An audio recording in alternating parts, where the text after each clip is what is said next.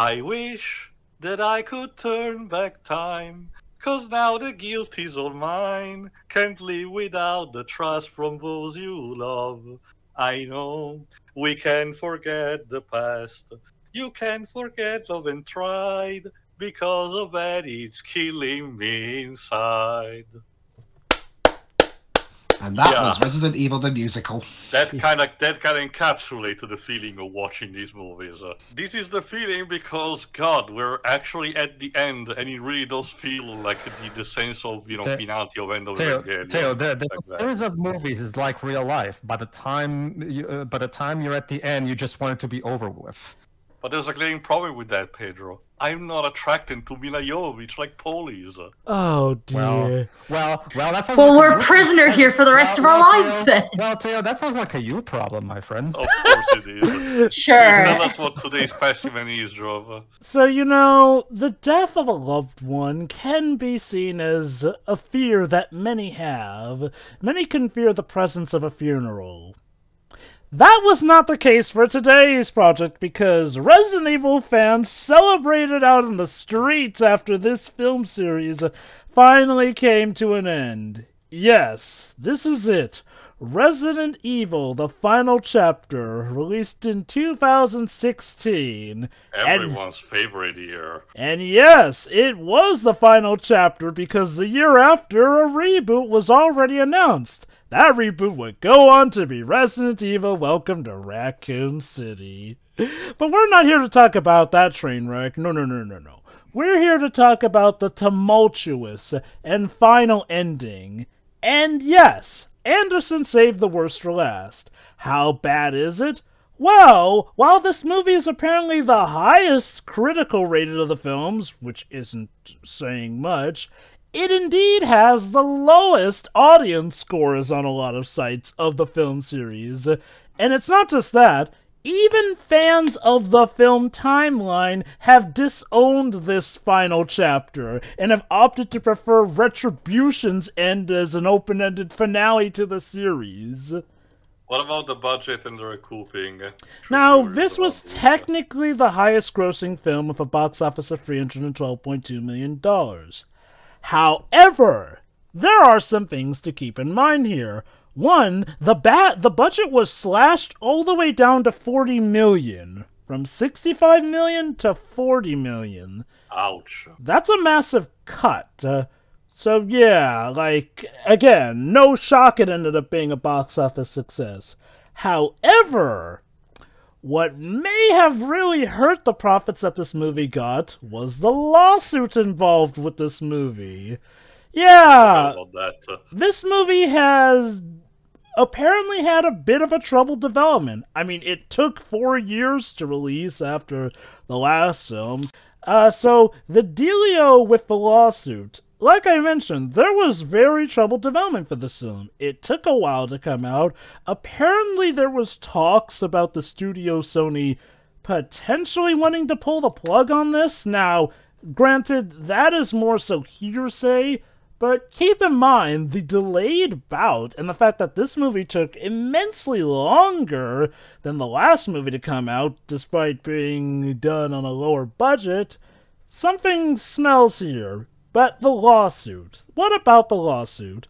Well, you see, during filming, Mila Jovovich's stunt double, a South African stunt woman named Olivia Jackson, was severely injured when a motorcycle on a scene collided with a camera crane. And since she had been riding at high speed without a helmet, and the camera crane had failed to move out of the way in time, that led to severe injuries. She was in a medically induced coma for at least 2 weeks. Her injuries included cerebral trauma, a crushed face, severed artery in the neck, paralyzed arm, several broken ribs, a shattered scapula, a broken clavicle, torn fingers with a thumb that needed to be amputated, 5 nerves torn out of her spinal cord, and yes, she did in fact end up being disfigured.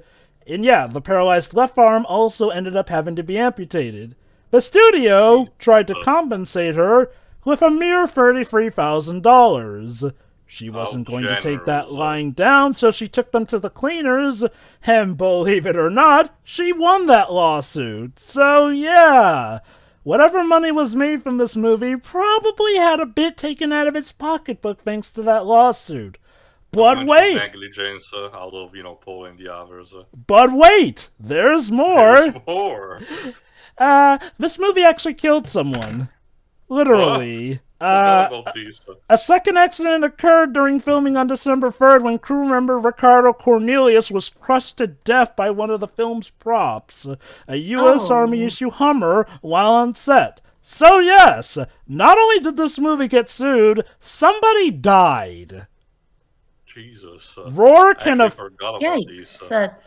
Roar can officially say it avoided getting sued and have somebody die. Meanwhile, of course, we have a similar accident recently with a movie that Alec Baldwin was involved in. But yeah, no. So talk about suffering for the art. So at the end of the day, was it worth a woman getting maimed and a man being killed? Well, according to how a lot of audiences reacted, no. And as for why this grossed so much money, well, let's see. It's the final series, and yeah, we've established at this point that there must have been fans of the movie, so what a shock. Of course people would come to the theater in flocks. Now, I think that had this movie come out post-pandemic, a lot of people would have just opted for streaming. Heck, honestly, in a post-pandemic world, I could have seen this film series as a whole just being relegated to streaming. And I wonder if that's going to be the direction that Paul will take after he's done with this original movie that he's making. But keep in mind, like, if there was any hope for a sequel, apparently Sony weren't all for it. And mind you, this is Sony we're talking about, the studio notorious for wanting to franchise anything that's an apparent success. But apparently, no, they wanted the door closed on this. So, with that all out of the way here, let's actually see what Paul Anderson deemed to be the proper conclusion for this long saga of Yanis Prospero, aka Alice of Umbrella Corps. Alright. Start at the Sony logo. Yeah. Everyone ready? Ready. Let's go.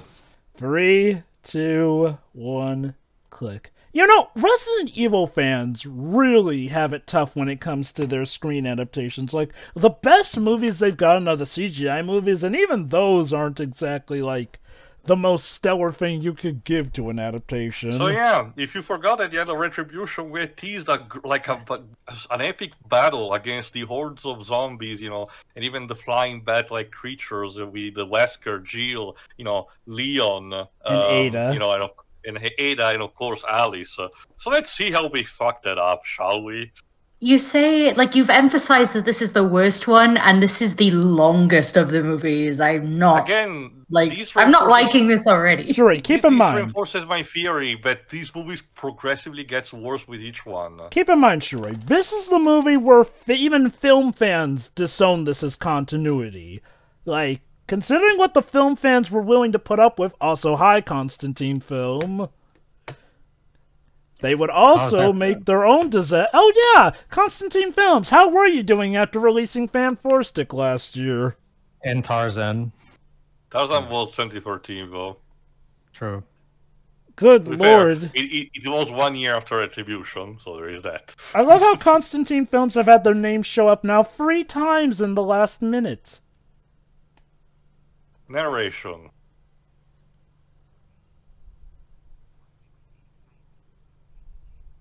And let's start this movie with a giant retcon. Yeah, apparently the T-Virus was not made by Dr. Ashford, as established in the second movie, but by James Marcus, who is also based on the video game character. Premature aging? What is this, Jack? Yes, actually it is. Basically, Marcus had a daughter, Alicia, who had a disease that would cause her body to rapidly age. And yeah, they based the identity of a Red Queen from her. Which is also a retcon, because the first movie established that the Red Queen was based off of the head programmer's daughter.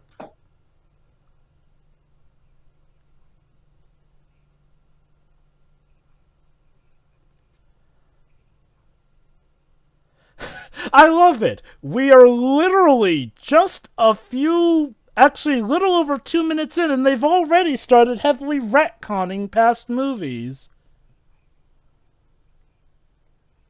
Because, of course.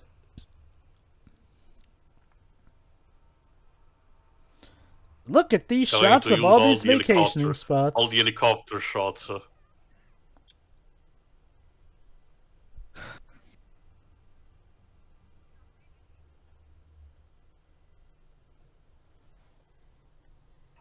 I'm afraid your son has come down with zombie-itis. Again, I have to wonder... Are there any cures? I gotta wonder, how do they tell kids, alright, Jimmy, now bite that man's throat like you're tearing it out? It's more like when you feel like a particular, recognizable gesture that we tell you, that's your signal to just jump up. Boo.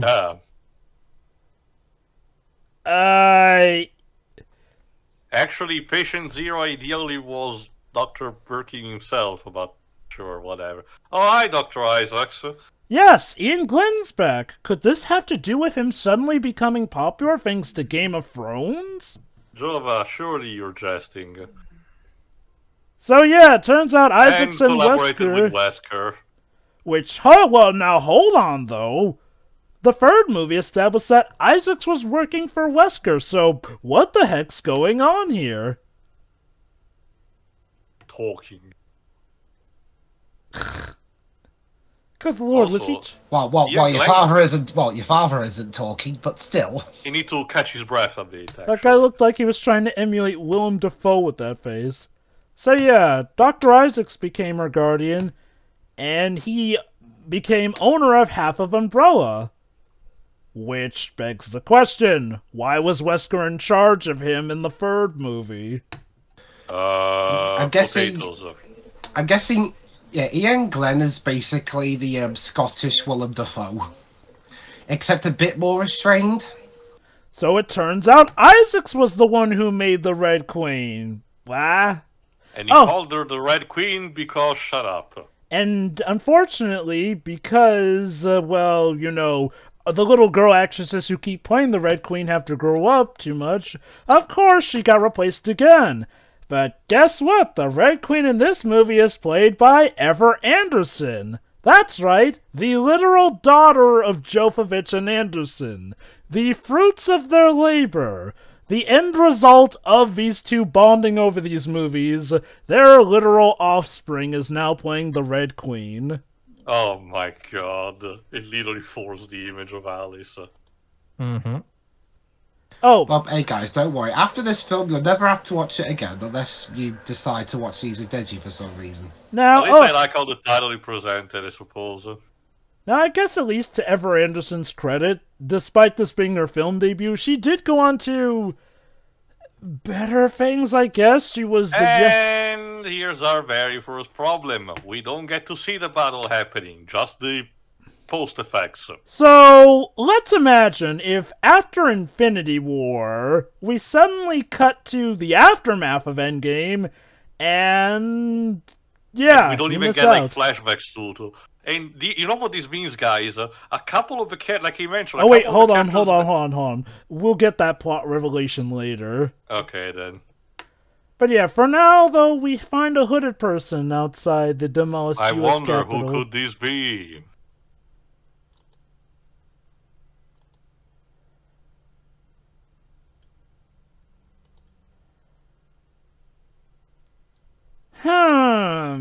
This shot reminds me a bit of Mad Max Fury Road. But hold on. I'm more reminded of Extinction. You mean Resident Evil Extinction? Yeah. Well, all the desertification stuff. Well, remember, Teal. Oh no, Washington D.C. is in complete ruins, and I don't give a single shit. Well, remember, Tio, Resident Evil Extinction was clearly ripping off Mad Max Beyond Thunderdome. Beyond Thunderdome. So of course, Anderson decided, hey, I want to take cues from the aesthetics of Mad Max again, only go with what's current. Also, this zombie had kind of this bloated zombie has kind of the same, structure with one of the ones of The Walking Dead. I recognize that. Okay then, moving on. Oh, that happened. So, what happened in between movies? Oh, During the don't Fable worry. battle. You'll get an answer. But, Chances are you're not gonna like it. Just a hunch. yeah. Again, keep in mind, this is the film that even film fans decided to disown. So, just keep that into perspective. Come on, there's gotta be a good script somewhere.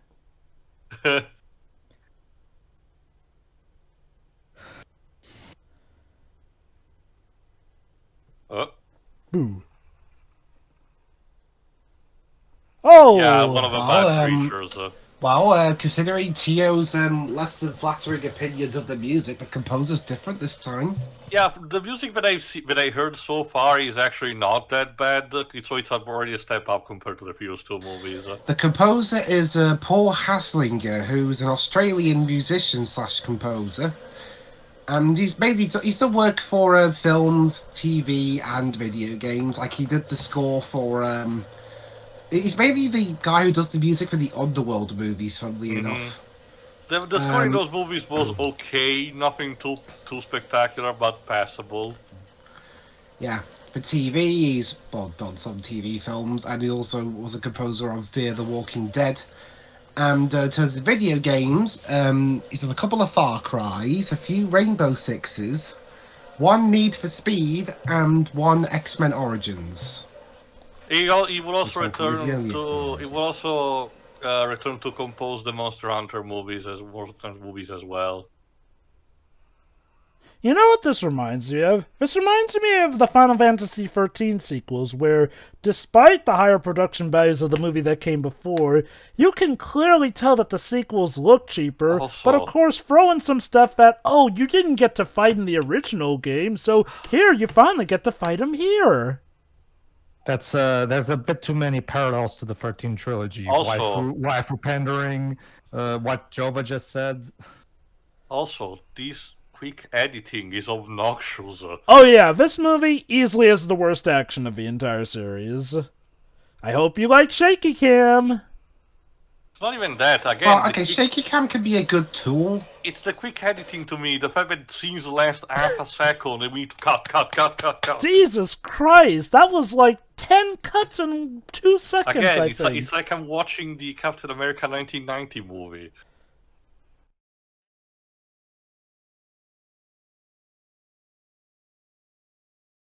And while the CGI does look better than the first film, big congrats, I don't think it looks as good as in Retribution. I think that film also has that problem, to be fair. And of course, also, I'm sorry, Alice, I thought you had regained your amazing psychic powers. What happened? Yes, again, it does raise quite a few questions. Oh, no, Joe, you're getting it wrong. The quote from Batman Forever is, it just raises too many questions. It's about as consistent as Captain Scarlet's Sixth Sense with the Mysterons. No, Paul, you got it wrong. This is not the Silent Hill movie. I know, right? Seriously. Is this better or worse than those? That's a lot to judge. But tell you what, Waves, maybe I will pick those next year's Halloween, so you'll be able to see. Who knows? It really is a tough call, but it's just 2 movies anyway. That's good, honey. Now walk around more. Yeah, that's the thing. I will still compliment the fact that at least Paul is confident enough to have scenes without relying, on dialogue and having just, the actions and, the expressions of the characters having to, pick for the audience. Although, I'm gonna point out a big issue with Alice's character that I don't think we brought up before when a certain plot revelation comes up. You had to be more specific about that, Drova.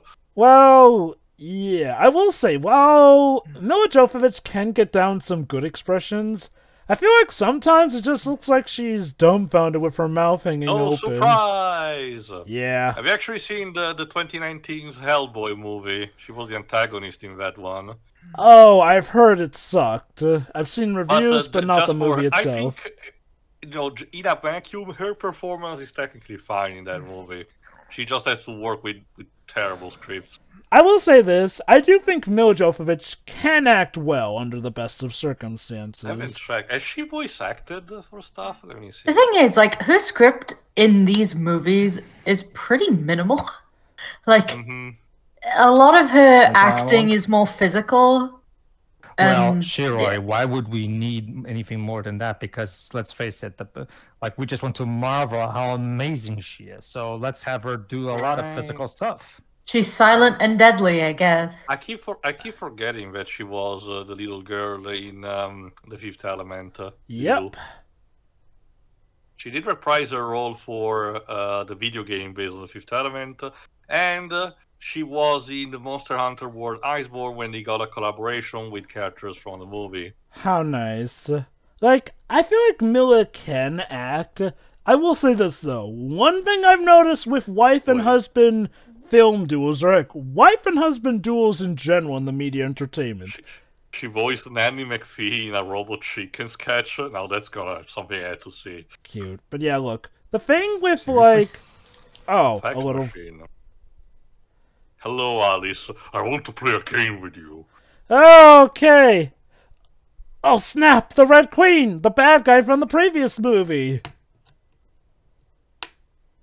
How does she know that? Whatever.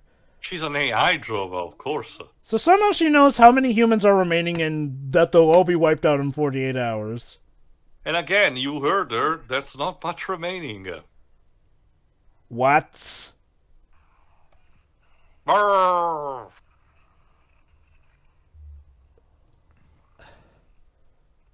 Badass.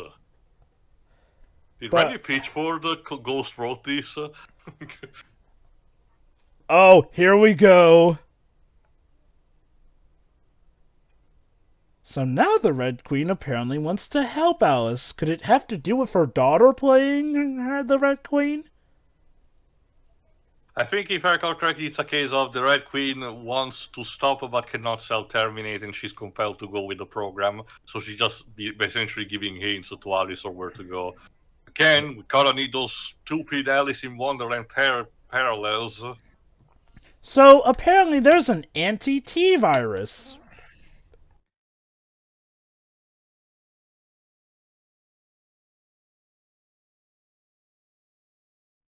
Yeah, it's coffee.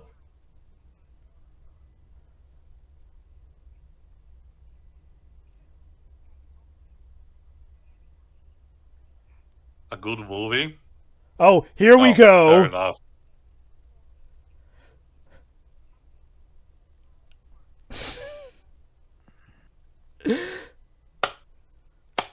So... But that's not what happened. Can you actually feel it? Paul W. Sanderson's middle finger jamming inside your rectum. So, yeah, we're gonna have to draw base on this scene for a bit here. In just one line, all of Retribution has been undone. So, apparently, what happened in between movies was the team got their ass kicked, but it turns out this was all part of Wesker's plan. See, and Alice did not actually regain their powers. Yeah, no, he just pretended to give her powers with a needle. Okay. You know what this also means, guys? Leon, Ada, and Jill are all dead. Yep, they're dead. Leon off screen in between movies. Which means that Barry flipping Burton at least got his death on screen. But there you go, Dwibs. Some of the mainstay characters killed in between movies. But because the actors didn't want to return and or all of something. these probably because their respective actors could not return to the role. No, it gets even better. Sienna Gory says she was never even approached for the sequel. Okay, fair enough. Like, holy cow. They axed Jill off despite bringing her back. They killed off Leon and Ada. Like... And you know what? This is a good point for me to bring up what I meant here, with Chris technically being the most respected of the characters.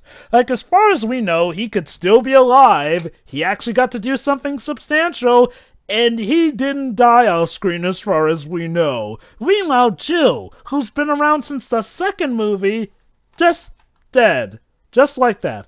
Now... Again, going back to my MCU comparison, so let's imagine if it turned out in Endgame Suddenly, we only have Tony Stark because all the other people are dead or whatnot. Turns out Thanos was a good guy, and in actuality, Loki was the bad guy all along working for, I don't know, Kang the Conqueror or something. Like, it's just so unbelievably stupid. And yes, so so let's ask the big question, though. Who was Wesker playing? Himself? So the plan was to kill Alice.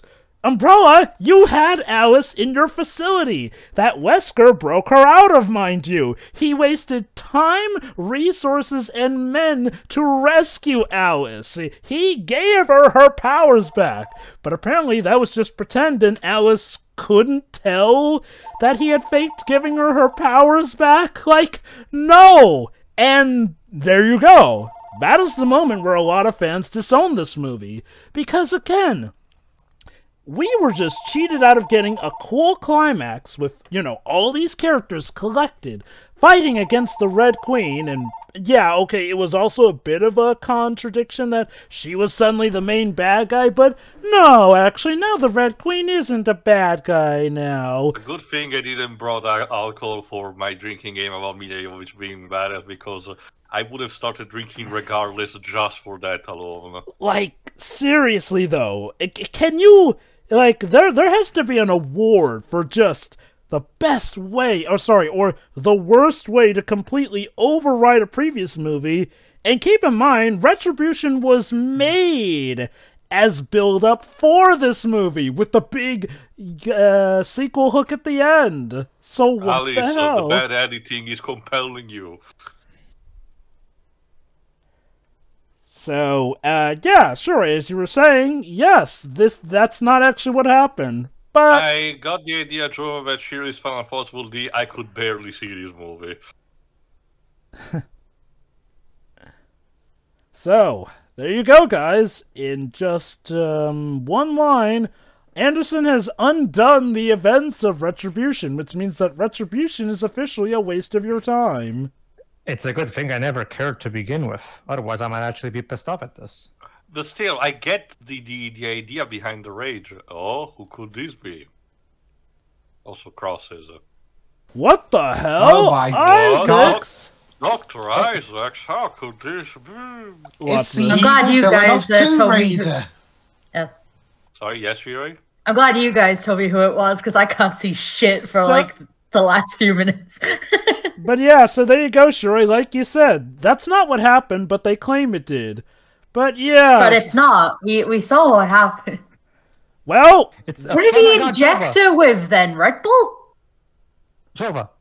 Maybe. I just thought of something. Another parallel to the 13th trilogy.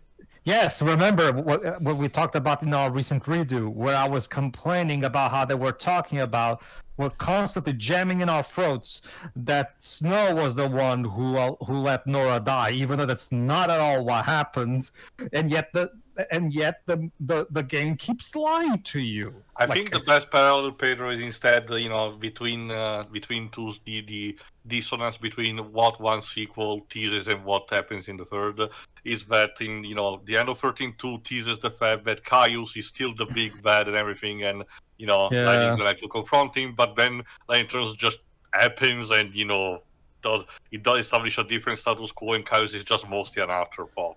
And hey, let's go with another Mad Max parody bout here, with of course doing the whole cast out thing. But yeah, as to why Isaacs is a factor here, yeah, it turns out the Isaacs that was in Resident Evil Apocalypse and Resident Evil Extinction, nah, that was one of Isaac's clones. Of course. They're really pulling the, it was a clone twist for the fourth movie in a row. All the worst aspects of the Clone Saga are jammed into this series. And you know what? Honestly, I could end the commentary here and rest my case as to why this is the worst one, because, again, look. Yeah, what is the point?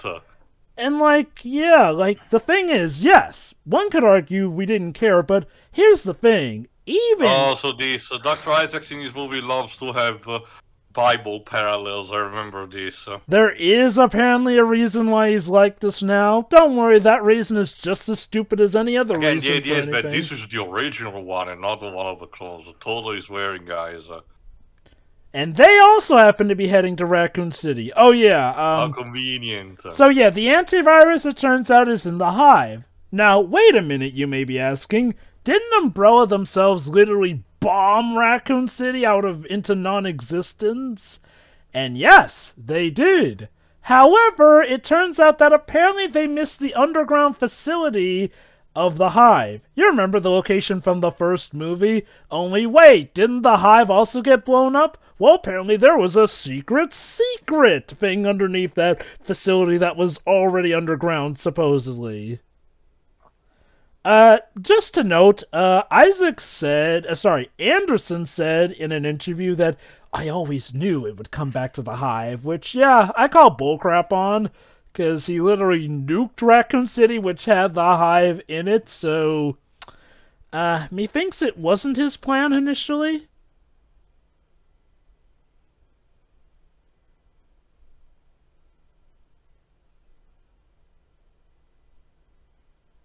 And yeah, he's just hanging out with the Red Queen, despite them supposedly being enemies in the last movie, but no, apparently that was all a trick. Again, at this point, Wesker's motivations also do not make sense, whatsoever. Like, one of the biggest memes of Resident Evil 5 is his speech about complete global saturation, but, he wants to rule the remaining humans, while in this is just hanging out while the rest of humanity is, getting slaughtered. And this brings us back to our original question. Why was a clone of Isaac's completely working for Wesker in the third movie if they're actually partners? My god, this editing. Yeah, again, that's another thing. If the continuity problems don't hurt you, the editing will. God. I think I'm gonna hyperventilate if it keeps going like this. Jesus Christ. Paul, the previous movies did not have this constant bad editing. Who's the editor of this movie? I'm gonna check. Is it the same with the previous ones? Okay, let me see. What the fuck is The editor this? for this movie is a guy named Doobie White. Okay. And, let me see. In terms of Resident Evil movies,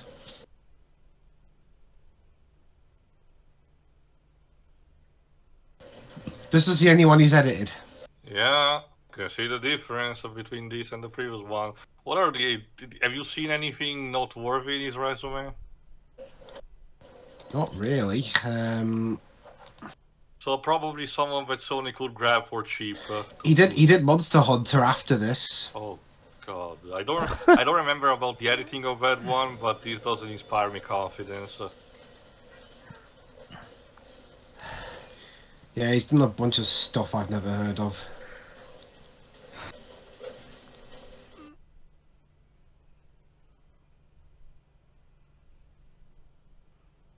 Okay, I remember actually, at one point, I went to my dad's house, and it was this scene that was playing. Oh, so you actually saw a snippet of this movie. She's really gonna go for the motorcycle again? Jova, it's a BMW, don't you know? But it shocked her! Why? Well, get it, guys, because one of the because Constantine film, one of the producers of this is German. What was that scream from Dr. Isaac? Oh, I see. So she cut off his hand to get the DNA scan, I guess. It's like Liam Neeson in Darkman. We took my hands. Okay, really? Machine gun fire and missiles did not get her in the motorcycle. Jova, she's just that good. But I thought she didn't have her powers because Wesker somehow faked giving her let me rephrase powers. that, Jova. She's just as good on screen. Apparently, in between, no. Jova, she doesn't need powers. She is already that awesome. Again, like, let's imagine you're invested in the film series. This is legit the middle finger, because all Retribution setup, her getting her powers back, showing classic Alice. Also, the child character, we forgot about her too. Oh yeah, she's dead too. And, okay. To be fair, I wasn't caring too much about her, so at least it's not a baggage that she has to carry around. But here's the main problem. Alice herself does not seem to care. Like, here's the thing. Alice acts cool and cold the whole time, yet she doesn't seem to show any sadness for her friends and allies being murdered in cold blood. Like, sure, yeah, she's got a job to do or something, I don't know. Keep in mind, she was willing to risk the world's safety just to save Becky in the last movie, but now it's like, I guess it doesn't affect her so much. What the hell? Oh, and okay, we just left the scene there. Like, you will think that he will say, no, I have things under control or something like that, but no, we just end the scene. Also, just to recap about the antivirus, so apparently the way this antivirus works is you get a vial and then you just smash it on the ground outside, and that like and that will somehow heal the entire world. Of course, don't you know, Jova? Right, yeah. And wait a minute. Raccoon City. Hey, that's the title of the next movie. Also, I'm sorry, but Raccoon City looks a little too intact for a city that was nuked in the second movie. This is intact. Well, let me put it this way, Dweebs. A nuclear meltdown will probably do more damage than this. Let me put it like this. Like in the games, in Apocalypse, the city was utterly flattened. Like, you know, remember, the missile was meant to contain and essentially shut down the virus. Which is, you know, again, sort of like how it was in the games. However, one retcon that they apply... Hey, that's a nuclear crater. That's more like it, but it should have been bigger. Yeah. That Raccoon City is bigger than we thought. Which, again, makes it that the bombing was legit pointless. Which... oh, that's the stunt for the stunt double. Really, Fantastic. Alice? Okay, that's the thing. I wonder if scenes like that were meant to... okay, maybe scenes like that were meant to show... See, Alice isn't a total Mary Sue. She can make mistakes, which is true, but that was the exact opposite thing. In that bit, rather than look like a Mary Sue, Alice looked like a major dumbass. Like, hey, I mean, rule 101 of driving. Look where you're going. But yeah, Jesus. But yeah, that's the thing. The size of Raccoon City being this big makes no sense because, yeah, at least in the games, the entire reason why Umbrella had, you know, a secret lab both there and in the Spencer Mansion was because, aside from being key locations from the founders of Umbrella, it was a small rural town that meant they could be more discreet in their experiments without the government breathing on their asses. Also, look, guys, it's Claire back, now conveniently dressed like she was in Resident Evil Revelations 2. Yeah, that's the one minor saving grace. After being absent in the previous movie, Claire manages to survive the boat thing, the boat crashing, and here. But where's your brother? Yeah, why didn't you bring Chris back for this? I guess he's dead too. Why well, not? I mean, this was 2016. Wasn't this around the when did Resi 7 come out? I think it was 2017. No? If it was 2017, right? Wasn't this the era in which they were starting to try and make Chris Redfield not just hog the spotlight in every game as the main protagonist? Even though they brought him back. Yes and no. Yeah, it's complicated. Anyway, yes, Resident Evil 7 did come out in 2017. Mind you, Chris was still in that game. And yeah, because we only have Claire as a returning character, all this group is made by entirely new people you absolutely give no shit about. Like, and the thing is, Claire doesn't even reference her brother. Like, if he is dead, she should be devastated, so that's my best hope that Chris isn't dead. Kmart, though... There's no emotion in this movie whatsoever. Or most of these, actually. I know, that's just the thing. It's like with the 13 sequels. Like, again, for as bad as Final Fantasy 13 was, you could actually feel the weight of stuff. It's just that despite the sequels claiming that they have bigger stakes, the cheaper production values and, you know, lack of weight to stuff makes them feel weaker. which is this movie in a nutshell. Like, again, I am not surprised that fans were pissed off by this movie. Specifically film fans. Like, game fans, yeah, no duh, but like they stopped caring about for a long time now. The one major difference, Joe, is that these movies were made because of how successful the sequels were made because of how successful the first one is. Whereas a lot of people could do that without drinking the thing, mate. Pedro. We have confirmation from Kitase himself that the reason they made sequels is because the original game didn't meet the sales expectations. They wanted to sell 10 million units, and it only sold 7. Because of course, it was perfect logic to just make sequels to a game that underperformed. To be fair, okay, I have to play devil's advocate thing. Imagining that if the sequels never happen, the ending of 13 is still open enough for me to imagine, good pathways into a potential sequel plot. You know what? That is a fair point. They could have potentially made good sequels. I know that it sounds, dickish because it sounds, more like the more derogatory usage of the term "get good." But again, to quote Leo the Lion, from the second Kimba series, towards the people involved with the 13 sequels, you didn't try hard enough. That being said, I can't imagine that Squeenix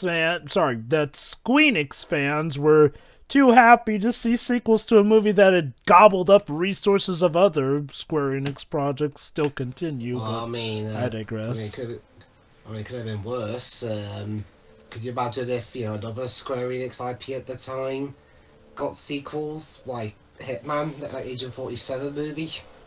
So we have to ask this question. So 12 hours remain. So does this mean that the humans are dying off bit by bit, or does it mean that in one fell swoop when the countdown goes, all the human settlements will go? If I recall correctly, 12 hours is the countdown until the antivirus expires, and that's the last hope for mankind. Oh, no. Oh, no. That's not the case, because given what we learn about Umbrella's plan later on, that wouldn't make sense. Like, no, the Red Queen said that the countdown is for when all of humanity will go extinct. How that will work, in that case, though, I'm guessing it's just about, Of course she gets back the stupid shotgun. Please don't put money in that. Of course, because that's what made Afterlife such a successful movie. The money shot.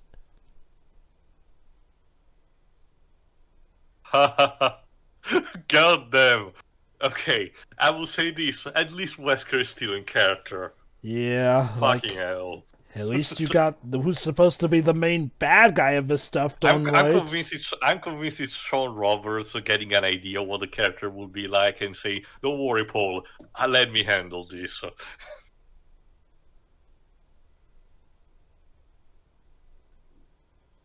Vengeance is mine. So saith the Lord.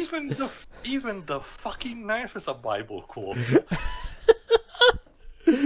Oh my god. But yeah, no.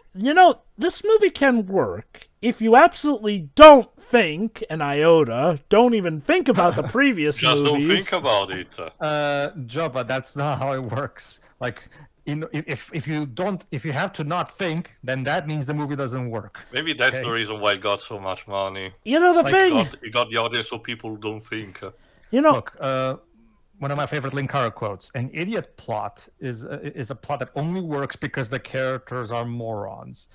Whereas this movie, like you said, Jova, is suspension of disbelief. Another great quote from Linkara, Jova: "Suspension of disbelief does not eliminate all logic. It just means I can believe that there are zombies, that there are people who have powers to stop zombies.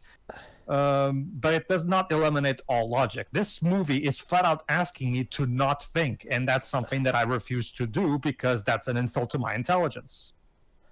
So, I legit have to wonder, was Anderson just doing a torch and run with this series? Because this legit feels like he's just torching the series and running. Know. Considering how long it took, I do wonder if there were different, drafts of the script, and originally the movie was supposed to, look different. There is, at the very least, one significant plot change that we do know of, at least as far as I know from what I've seen from interviews. I won't spoil what that is. It's a bit spoilery, but yeah. But yeah, Alright, so now we have to defend the fortress. I care so much about this. So I guess this group is supposed to be seen this... One of this guy, I think I saw him gone. I guess this group is supposed to be a take on TerraSave, the organization that Claire Redfield was a part of in the Resident Evil series. That's just... I don't know. Which, again, I'm doing a big maybe at that, since they don't get a lot of the plot details right. They do get one plot detail, which is, again, also a bit spoilery, right? But, again, I chalk that up to coincidence at this point, with anything these movies get right about the games. Except for when they reference the heck out of Resident Evil 5, because that just seems to be the movie that they love referencing the most. Again, Mad Max Fury Road. Like, Paul, you already blew your load with... Wow, no usage of a Williams scream, Paul. Very restrained of you. Okay, so take out the other one now, and there you go. Isaacs is defeated. But wait. Where is the Kraken? The bait, which is this woman. Yes! Open the gate for this one woman. Like, don't get me wrong, it's nice and all for them, but, This is exactly the kind of, lawful stupid that, the villain is counting on. Again, that's the thing. In order to try and make Alice seem not overpowered, like Dwip said, they'd have her do absolutely moronic stuff.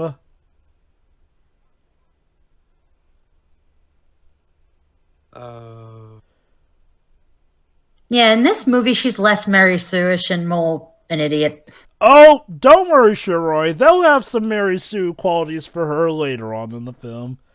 Well, you kept complaining that and there you go, the bait. And there you go, the bait's dead. So they opened the gate for nothing. Like, I'm sorry, but shouldn't Alice be wary to tricks like that? It's only, like, the 6th movie in this damn franchise. Is it because it's the last and so you figure that no one's gonna care? Again, apparently a lot of people did with them. I guess it's to show that, oh, look at how good Alice is as a person. She's virtuous and cares for every living human being. Like, so just... do, like, 90% of the other characters. Just to recap, Alice was just a normal head of security in the first movie who, yes, saw the wrongdoings of what Umbrella did and decided to help expose them, but, like, that was pretty much it. She wasn't this paragon of Jesus-esque proportions. There you go, the person that I was searching for, Fraser James. Oh god, he was in Terminator Dark Fate. Good lord. Holby City, Dweebs, so there's that. Where did I saw him? Oh no, not that guy! Or that guy! All the red shirt. Oh god, he was in the Wing Commander movie. Oh, another Anderson flick. And another bad video game adaptation. Also an episode of Casualty. These guys seem to be still doing stuff to this day, so thankfully this did not kill his career, but what a rough path. What actor are you talking about? Sorry, Fraser James. Okay. I mentioned before that he was in an episode of Holby City, so you should know that, Lives. Yeah, unfortunately, Tio, as of a while ago, we have to call that the late show Holby City. Okay. Also, the lighting, like, what was wrong with the color distribution in the previous movie? Now we have come back to the mixture between the New Mexico filter of Extinction and the desaturation of Afterlife. Also, despite having the same director for the most part, the aspect ratio from movie to movie is really inconsistent, because the last movie was in full screen, now this is back in oh no! widescreen. Not her! Not this girl that we knew for 5 minutes. Good. Who knows this? Maybe for all we know, this is full screen cropped into widescreen. You You know, know what would be more effective if these were actually some of the game characters? Like, it will still be a dick move, like what they did with Barry, but it will be more impactful. like, I can't believe I'm gonna say this. At least every other previous Resident Evil movie Yes. at least gotta let us know some of the characters that, you know, died. Here, it's like, nope, here's Cannon Fodder A, Cannon Fodder B, Cannon Fodder C. Barely get to know them, and most of them die off. Yeah, she literally rained fire How much on them. gasoline was in that tower? Oh, by the way, yeah, Backtalus being a Mary Sue, now she can just do that with her clever planning. And I also noticed that the zombies were Naruto running. And she survived that. Of course she does, Pedroba. She's just that good, don't you know? There is no in between. Either she's incredibly stupid, or she is just goddamn Jesus. Well, at least they're not using the stupid money shot. But her shotgun has 3 barrels? Is it even possible? Maybe? And she's outrunning a flipping G-Wade Avenger. Machine What the gun. hell?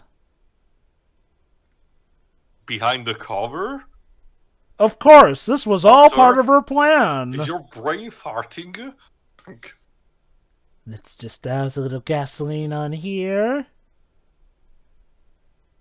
Fire in the hole, boys.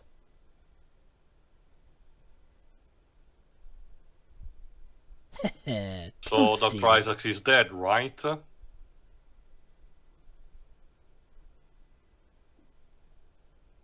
Oh, but this mook is apparently fine. Let me check if he's credited. Lee Yong-ji as Commander Chu. There you go. Oh, South Korean. Okay. Oh God. What? This was the last movie in his career. He did TV stuff afterward. Oh. Might be a career killer. Maybe he just decided it was not worth it anymore, and I don't blame him. But at least he's doing technically stuff to this day. Oh, good on him. Brrr. Eh? And... Okay then. What? I don't get it. You're fast, but you're not too Bulletproof, smart. Like, what did him being smart What have does to that do even with you mean? just, you know, catching him up? Well, exactly what it means. He's very fast on his feet, but he doesn't think. I think the better one-liner will be not fast enough. Yeah. But wait, what about Isaac's? Come out wherever you are. He looks like discount Robert Downey Jr. But he's apparently gone. Okay then. At least someone survived. Of course you will, because I you're the can't only one believe, allowed to. considering- Oh, wait, he's still Remember, alive. he had a bulletproof vest, so he did not, it was not enough to save him completely, but not enough to kill him.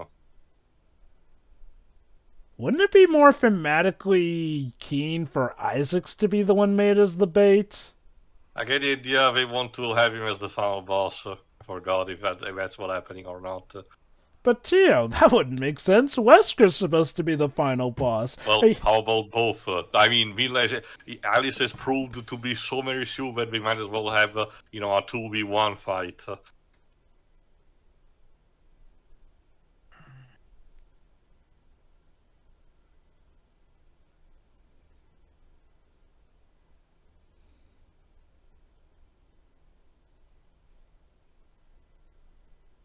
and that's me. again Me too. because of the premise. Again, the audience is so taken out of the experience, and you don't really care about the stakes or the fact that Alice wants to rush towards the hive. Oh, look, some extra members or cannon fodder. Help. Like, this is the poster boy example of the audience not be able to care about characters because we literally had like 5 minutes of screen time and as such had no time to develop. I normally am more resistant towards that shit, but goddamn, this is beyond me. And it's baffling because Anderson killed off characters that we did get to know off screen. Why? Like, if anything, you made it tougher for yourself. Why did you do that? You managed to piss off even the fans of your films. Again, like, I have to wonder if, like, Paul was just salty that, you know, Sony were forcing him to make the last movie and he just decided to torch and run. I don't know. There's just too many things going on at the same time for me to think it's such a simple solution. Boy, it sure is convenient that the entrance to the hive happens to be intact. I guess it, again, apparently Umbrella, you know, got help from the Underminer, from the Incredibles, so of course they were this deep. And keep in mind, this is retconning as far as the very first movie. Jesus Christ.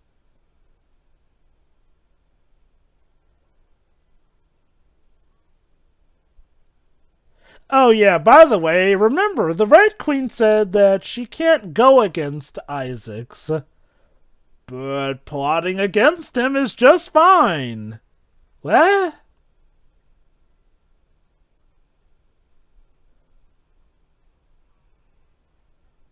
Why are you repeating yourself? She's glitching. Repeating yourself. She's glitching. It's like you make a Frieza in DBZ Abridged.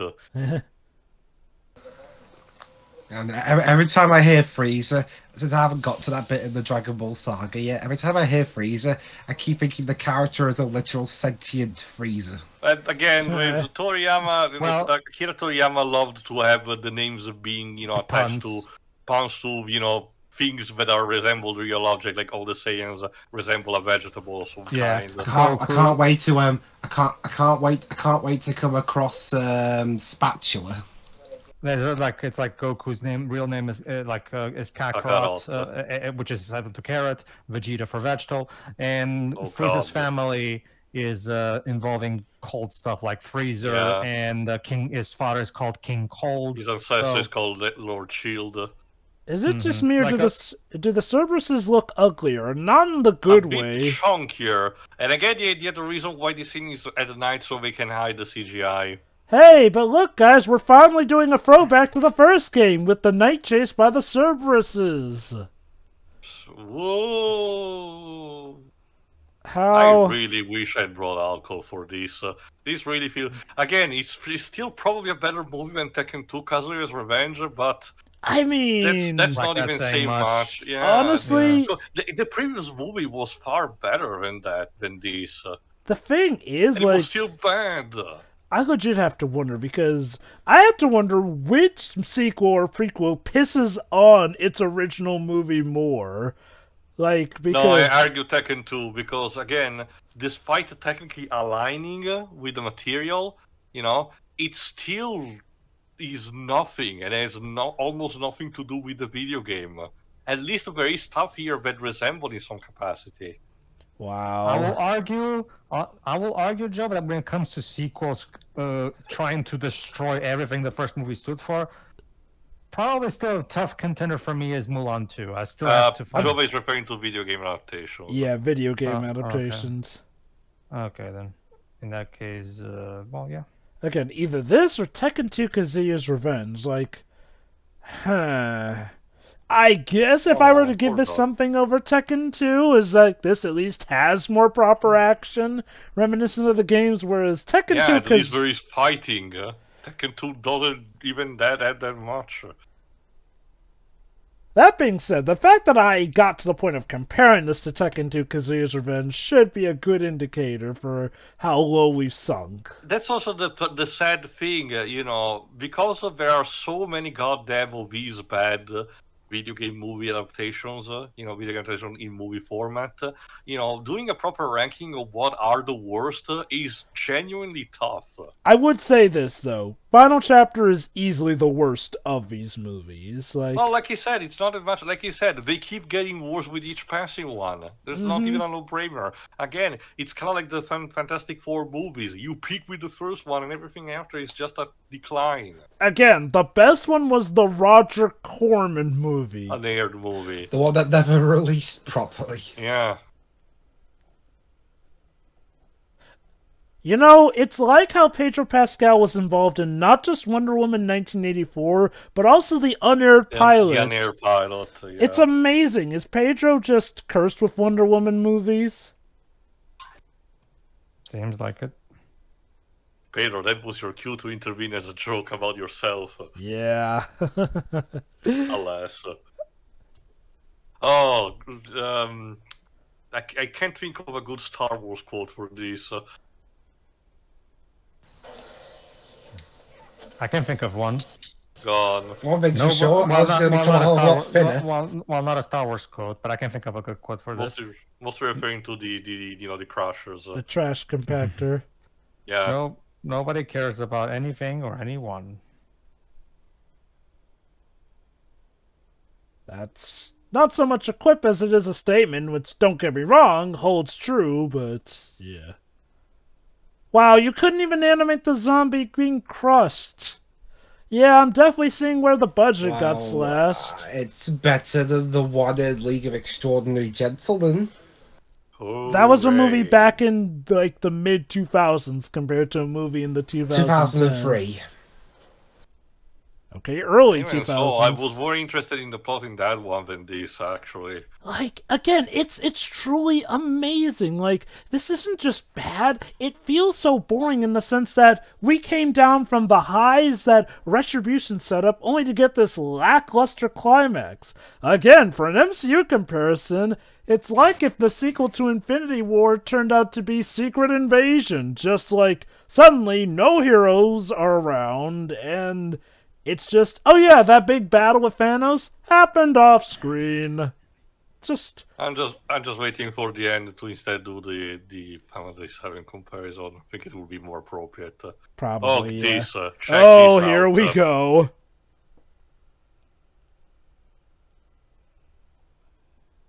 So yeah, Anderson, I guess, saw the plot of Kingsman and decided, I want to do that too. 'Cause get this, apparently the outbreak was actually Umbrella's plan all along. Get this, Pedro. This is basically kind of a bit like Hicks in Death Stranding. Dr. Isaac thinks the end of the war is going to happen anyway, so let's speed up. Now, if you care an iota about the past films, you'll be calling bullcrap on this. Because let's remember, one, Dr. Isaacs, or I guess his clone in the third film, was trying to cure the T-virus. Right, even reverse wording it. Yeah, reverse it. And remember, in the second movie, Umbrella Will we end it? Good lord. But wait, who's that woman at the other end of the table, I wonder? And that's the point where Dr. Isaacs gets booted out and they're told, dumbass, this affects poorly our market share. Get the fuck out of here. In fact, yeah, they were worried about their market shares in the third movie. Fucking hell. This is like Mega Man X8. They waited for the last entry in the series to start doing Bible parallels out of nowhere. A cleansed Earth. Yes, that's why we chose zombies of all things to cleanse it with. You know, incredibly toxic and infectious zombies.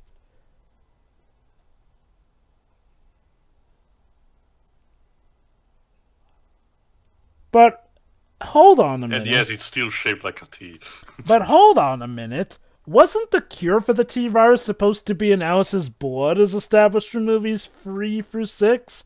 What happened to that? Now it's just this random antivirus. Yeah. What? You, shush, you. Shh. Look at how cool Jovovich is.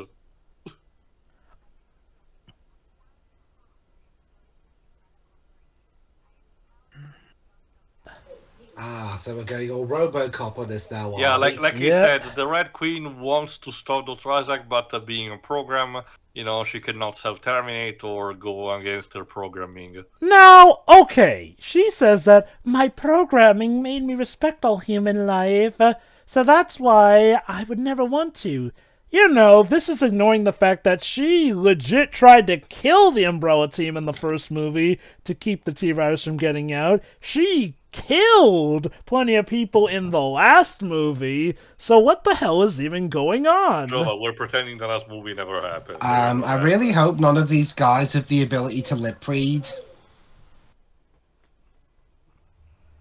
Oh, by the way, I love that. They don't need it to live. So. Also, again, I love that line. I can't go against Dr. Isaacs, but I can plot against him because that's totally not going against him. I think she just means directly. Yeah, Well, that's what she meant. Well, if that's the case, it's worded terribly.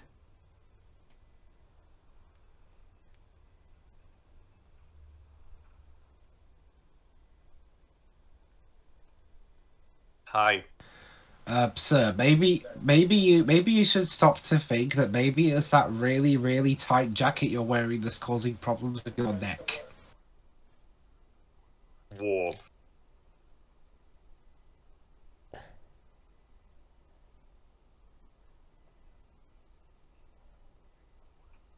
Orders from who, though? Because isn't Isaac supposed to be the one really in command? Well, now you have no orders. So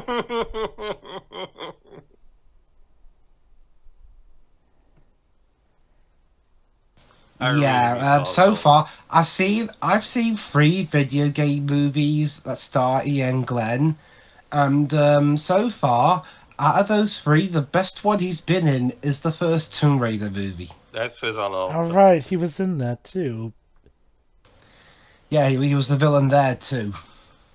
I mean, his villain character in that was nothing special, but still more fun than this.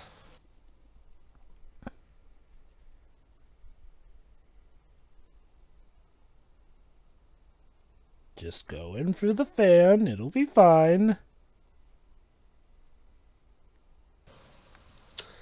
I wonder if Anderson and actually no, I think by the time Paul Anderson started directing things, Jan de Bont had already transitioned to directing himself.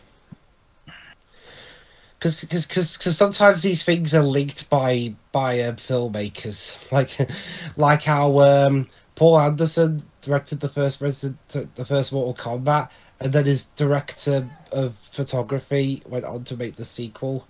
Mm-hmm. I don't think he's directed anything video game related since though. Gee, and he actually has talked about how he actually regrets, in hindsight, not doing a sequel. He was busy doing Event Horizon. I wonder, how different would the timeline be if Anderson had stuck with Mortal Kombat? Like I said, we wouldn't have Event Horizon, which meant that a lot of sci-fi of the coming years would have probably been shaped differently. Here's what would have happened, Joey. He would meet Mila, and then he would cast her as Sonya Blade, and from that point on, the Mortal Kombat movie franchise would be all about Sonya Blade. Pedro, you're thinking that she would be cast as a recurring character, like an existing character, not an original one. Oh, thank God Claire made it through. In fact, the protagonist of Mortal Kombat 2021 has a lot of parallels with Alice, admittedly. Oh look, they all made it through.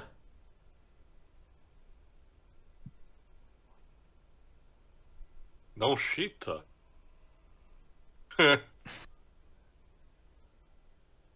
Oh. Oh, guess you shouldn't have given him the middle finger.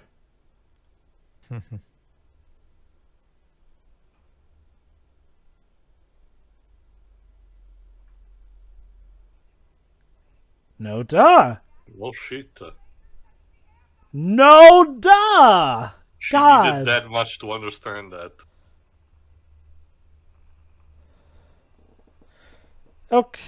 Okay, Alice is the further back, so clearly she's the one most in danger. But she's a recurring character, Jova. Look at all these expendables. Oh no, not the backpack! It had 3 This days is left. Alice we're talking about. She's gonna be fine. I love how you're talking about the backpack, Joker, as if you're implying that the backpack is a character like in Dora the Explorer. And there goes the girl who gave Wesker the middle finger. But it's okay. Alice has got her. Woo? Like I said, at least the score is better at conveying what it's supposed to do, so at least we improved on that. No! Yes, the composer is certainly trying. I will give him that. Which is more than I could say for the previous film. 2 films, actually. Yeah.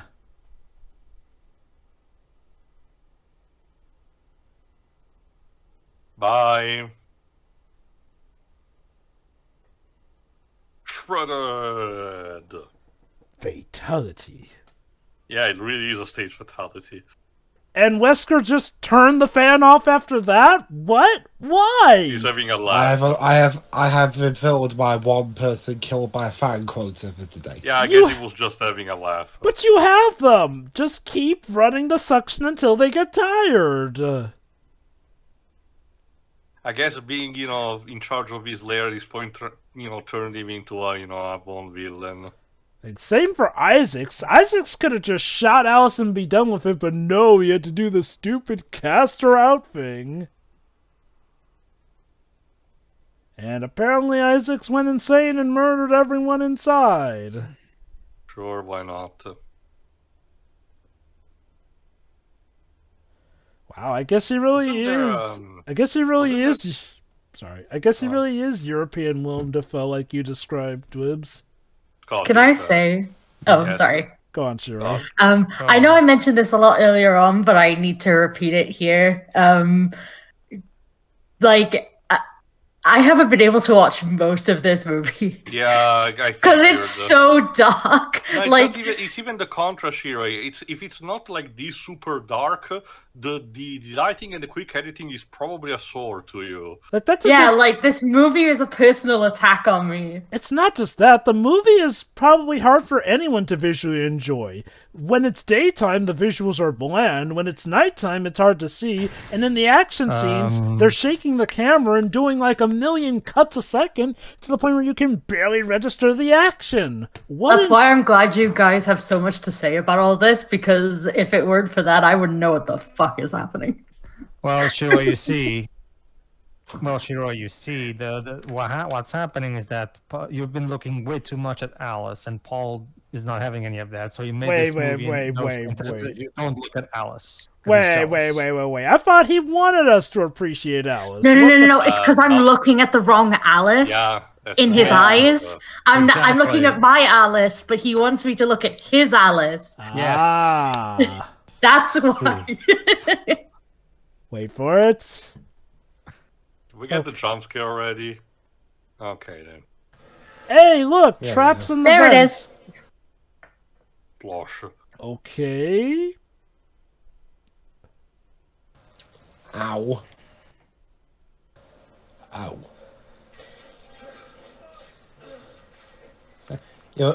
Albert likes making people fall down things. Oh, this bit.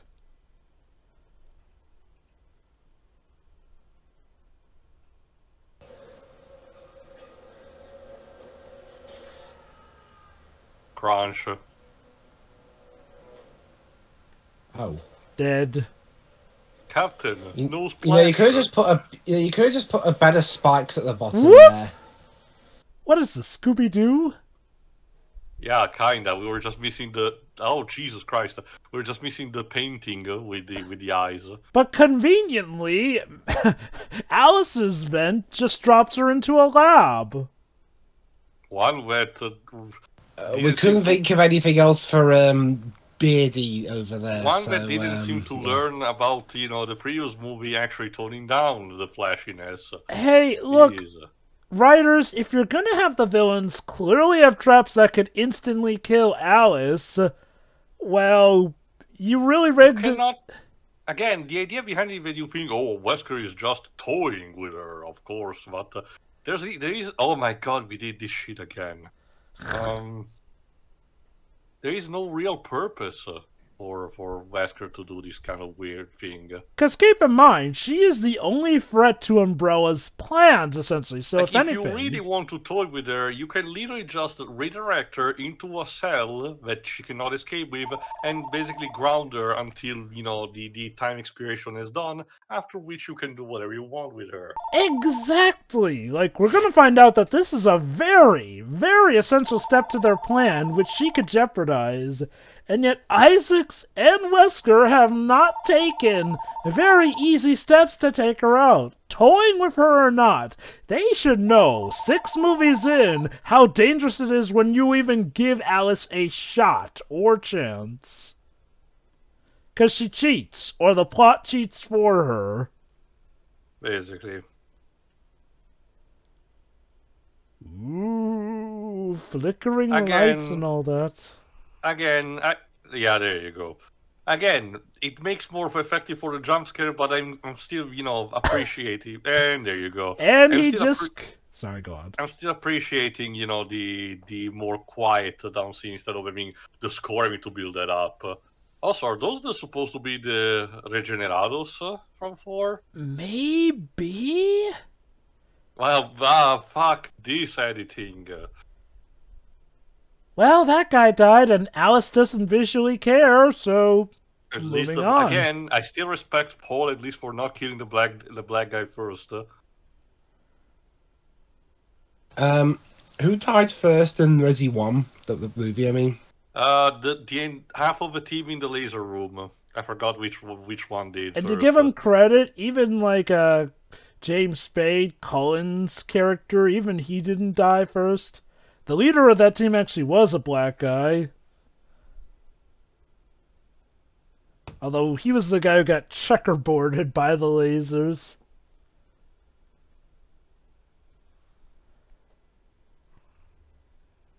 Maybe I could enjoy these action scenes if you weren't constantly flashing them like a goddamn lightning storm. Again, Paul hasn't learned much, since Event Horizon. Apparently. That's the thing. Again, the previous movie seemed to know better in how to handle things out. Yeah, that's just the baffling thing about this movie. It undoes any improvements you might have seen from previous movies and just dials everything back to the lowest common denominator, and arguably gives us shots even worse than that of Extinction. No, the biggest culprit to me is the quick cuts. Like, holy shit, this is just unbearable. So, did that kill it? Nope! No. Maybe he really is our Generados.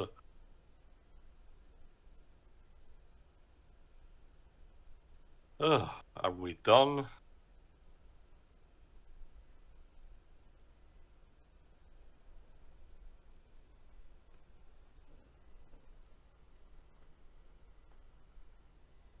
Oh, hey, you! At least there was no musical sting for the jump scare. Again, that is so frustrating. The fact that the Paul has the courtesy of actually working around a lot of the bad cliches that the industry was so chalk-ridden at this point, but it applies that to such horrible scripts and characters. It basically renders the effort moot, and it's a waste when so many other movies have similar problems and also fall into the cliches.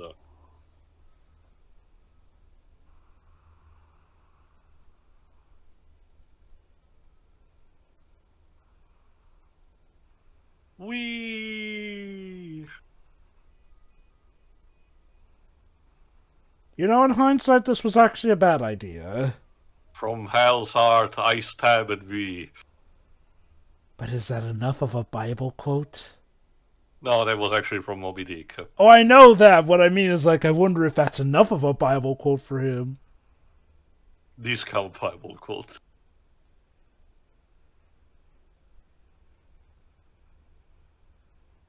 Yes, that's the sound of the zombies pumping. What was the point of that scene? Oh, hey, Claire, and she's in a glass tank.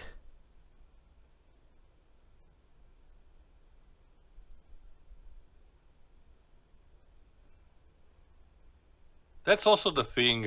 In the previous movies, at the very least, the different sections of the Umbrella facilities were more logical in their placement, including stuff, for example, the handling of the clones in the previous one. Yes, first movie, that was cool. The storing of the prisoners on the ship in Afterlife, In this one, this facility of Beehive really makes no sense in its apparatuses. The baffling. Oh yeah, by the way, hey, remember the leftover gear from the team? Yeah, this is all that. It's still here. Really, which, again, given what we find out about Umbrella's plan, is a massive oversight. 20 minutes left. So let me get this straight. Paul, you can remember all these details, but you clearly contradict stuff from these previous movies as well. This is selective memorization, if ever I've seen some.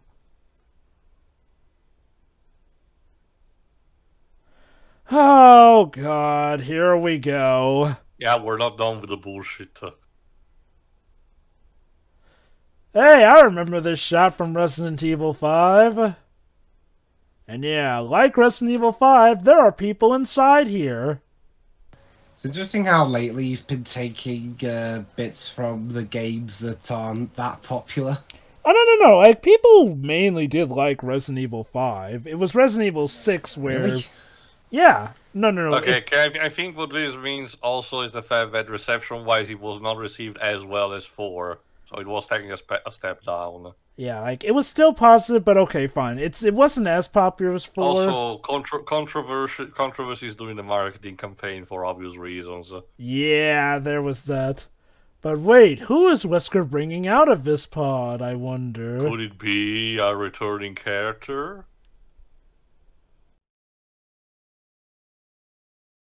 Nope. Actually, it's someone else. It's Dr. Isaacs!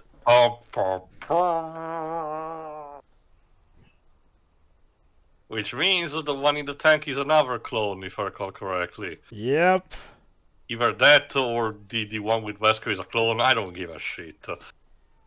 Like I said, I watched this movie once, I think it was, in 2017 after it came out, on my own, and I promptly forgot about most of it afterward. The only memory that I had, it's shit. It's more than everything else. Alright, what are you doing, Claire?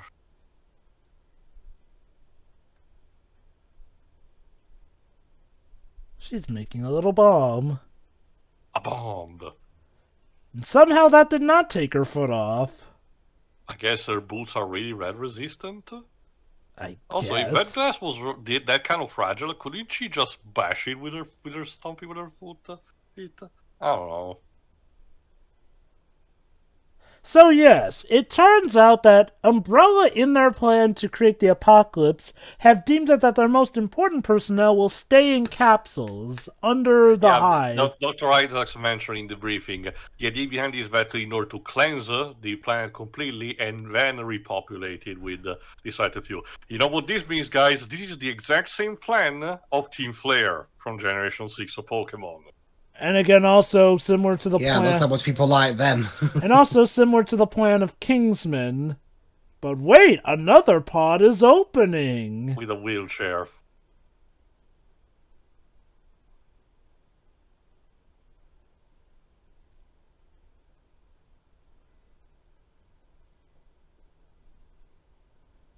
So, question... Why wasn't Dr. Ashford and his daughter prioritized for this thing? Like, remember, in Resident Evil Apocalypse, Dr. Ashford was apparently so important that they wanted to airlift him out of the city.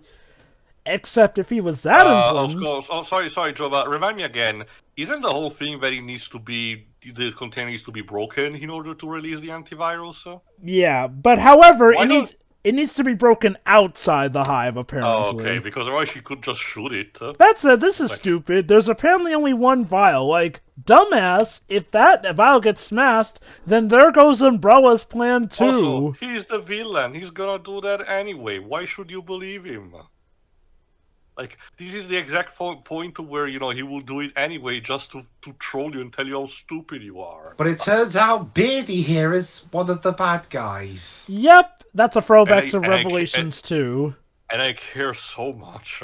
Well, again, this is I guess a throwback to Revelations 2. Let me check who Beardy is played by Eowyn Macken. That said, he's not the same name as the character who betrays Claire in Revelations 2. No, he's just called Doc. He's not even called just called. Oh boy. And I'm not recognizing anything from his career, to be honest. Okay, it was in the Tudors. She's literally pulling a Sherlock Holmes and speculating on how she's gonna take out Isaacs, discombobulate. With the equation stuff. Oh my god, this movie is just... Stabbing with a pen. This movie is just trying to rip off everything popular at this point.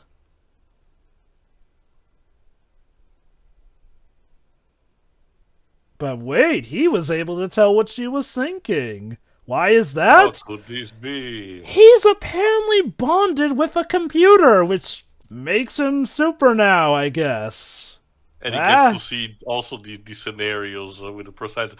This should be more of a Fallout adaptation kind of thing with the percentages. Hey, also, Umbrella question. If you were planning this all along... Yeah, that was funny. Yeah. Brett neutralized he's drinking his alcohol. Hey, again, the movies seem to have gotten, you know, the idea that, you know, Dr. Isaac's actor, you know, can pull off the bastard villain. So there is that.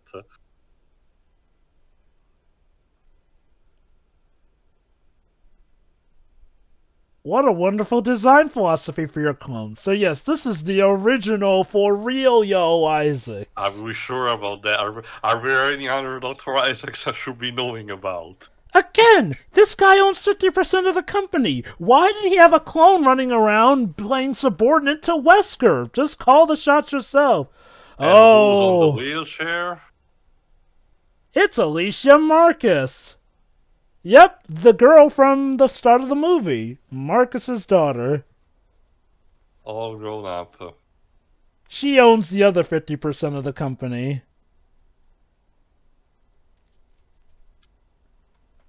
So she wants to kill him, but that begs the question, why did she go along with the plan? Like, again, she owned 50% of the company. Should have been able to blockade some of the stuff. I think it's because the antivirus would actually heal her up and she would be able to live a normal life afterward? Question mark? Nope. At least that's not what happens. Hold on, here's the biggest twist of all. That's bullcrap. The newspaper in Resident Evil Apocalypse established that her real name is Yanis Prospero. Fake created memories. Which doesn't make sense when we actually find out the big twist. The worst aspects of the Clone Saga. Oh, my Tio, God. we're about to go to a level that even the Clone Saga deemed ultimately too stupid to go down. No, okay, to be honest, Joe, it cannot be worse than the Cyber War thing. Okay, so I think you're underestimating Paul too. So, okay, for those who don't know, in the Clone Saga, at some point, Marvel thought, maybe we should make it that Peter Parker was the clone all along, and Ben Reilly was the real Spider-Man. That's a great twist. Well, ultimately they decided, no, we shouldn't. That would just piss off fans who'd stuck with the original. This movie, on the other hand, that is exactly what they're doing. The Alice that we've known all these movies is just a clone of this old woman here. Get it, Alicia, Alice, and all that? This is also why she has kind of a sort of a symbiotic relation with the Red Queen. Yeah, this is why this is why some people really dislike that codename theory for James Bond for the pre-Daniel Craig movies. Like, if it had turned out that each of the different actors to play James Bond was just playing a different guy, we just shared the name James Bond as like a code name or something, that would kind of wreck a lot of stuff, wouldn't it?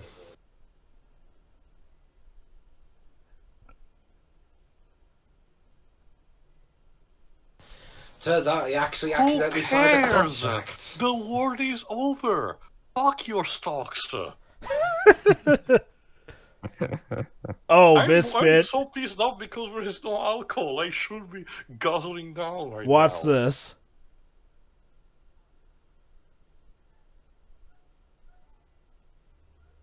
They are literally about to pull a RoboCop, and yep, that's Wesker defeated by a door. You wanted an epic showdown with, between Alice and Wesker? Fuck you. I'm sorry, doesn't... I don't have alcohol, but I do have a lot of Red Bull. Well, okay, I'll admit, Does it villain give you wings, Shiroi? I'll admit, may villain be defeated by being fired. That's not something I see too often. You haven't seen Killer Bean forever, haven't you, Dibs? Sorry, what was that to you? Does the Red Bull give you at least wings? I wish I could fly away from this place right now. So, I'm sorry. You know what this means? Not only have all the hero characters from the games been usurped, but now even Wesker, the game's villain, the guy who was being built up over multiple movies as the main bad guy of these movies, just got usurped by an OC original villain, Isaacs. A guy who was dead for 2 movies, but is now just back as the main big bad. Such a good representation, The Resident Evil franchise gets killed under your eyes, and we need to just pop it around, the creators, OCs, still, it's really the ultimate fanfic. We still have just over 20 minutes of this. But wait, guys, if she releases the antivirus, it'll kill all organisms infected with the T-virus. That includes Alice herself. Okay, Dweebs, since you're the more critical about this, what do you think of the older makeup for Alicia? Because it's clearly Mila Jovovich with older makeup. I've seen worse. I've seen the makeup in what was it? That one with Melanie Griffith. I get what you mean, but I forgot. Shining Through. Shining Through. That's it. Also, Shining Through. Now also Disney movie. Also, I love that bit where Alicia Marcus is like, "You are better than I ever could have been." It finally got to the point, guys. Mila Jovovich is giving herself a blowjob, essentially. But what is this contact lens? Neuralink engaged. She's downloading her memories. Also, I love how the font for the computer is literally the same font that the Red Dwarf computers use. Although, again, the director's British, so yeah. This movie will certainly help having a talking toaster.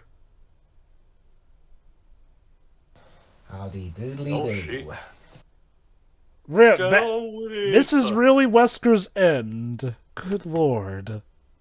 Oh, again, I get the idea it will be pathetic, but... and keep in mind, Wesker has survived an implosion, an explosion. In fact, twice in this movie series, an explosion. In the game series, it took being bathed in lava and a missile rocket launcher to the head to put him down. And again, apparently that's still not enough to kill him. Well, okay. Apparently speculation is that might be a clone we hear in Umbrella Corps, but either way, though, here it's a door. Really, a door. Shoot, imagine if Thanos in the MCU was just taken down by a sneeze. Okay, to be fair, I want a more appropriate comparison. It would be like, if Squirrel Girl actually showed up, it would be comic accurate, but I'm pretty sure it will piss off a couple of people. At least that could be comedic. This isn't even that. This is just lame. But hey, Isaac still has the computer in, so yeah, that gives him an advantage.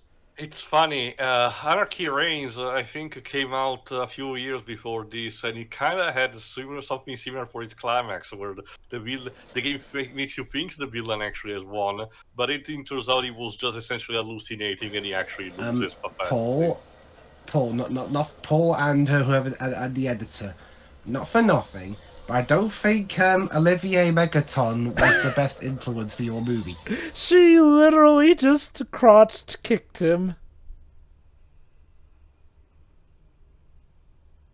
Again, at least the composer is trying. It's still not really a great score, but it's more fitting for what he wants, but the scenes that are supposed to happen.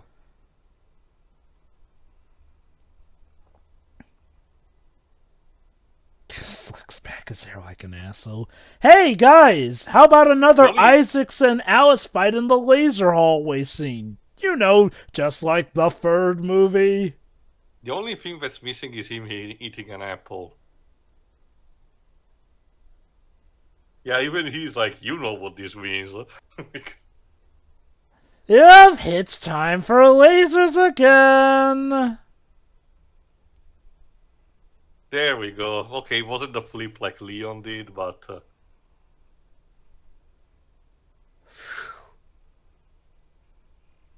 Okay, so now do the checkerboard one. Okay, no, I guess we're still toying with for a bit. This feels like one of those VR tests that Batman has to do in the Arkham games. Hey, just like in the first movie. I know, right? So again, when comes the checkerboard one? That was literally the entire point of a laser room. No? Really? You're going to risk your plans on a fisticuff fight with her? Again, hello, checkerboard. Like, at least the third movie had the clone of her escape by going through a ceiling to avoid it. And it was also because, you know, that Isaac's clone, as we know it now, had been transformed into a tyrant, so obviously he was not thinking as smart anymore. Like, this is supposed to be the original Isaacs, the true main bad guy of the whole film series. Also, your bionic, your bionic announcements did not let you predict those kind of moves? They're plot-convenient bionic enhancements. Of course they are. I love it. He's just like, you got blood on my suit. Like, just 5 on 2 Fortress 2. I give Ian Glenn credit. He seems like he is trying, whereas everyone else just doesn't seem like they want to be here. Yeah, it's probably the actor who's trying the most in these. Normally, I'd say that Sean Roberts. Looks like he's having the most fun. Yeah. Wesker's actor too, but unfortunately they made him suck dick. Yeah, like, and they don't even show off Wesker's powers or anything. He just is, like, crushed by a door. Like, he has powers? Yeah, yes. Remember, he's supposed to be a human, you know, a human-sized tyrant at this point. Like, and the he has injury to this foot should be fucking nothing. Like, Wesker has super speed and everything. Essentially, Dwibs, Wesker's like an evil version of Neo. Here we go.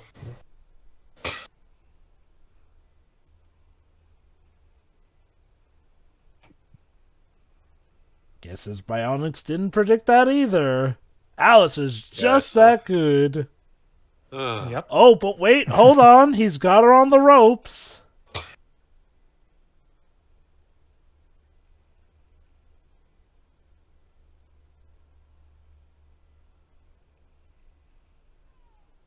Ouch. My God, Alice actually got injured. Well, that's a bit of an understatement. But hey, at least the wound's cauterized immediately. Yeah, that's the plus, I guess.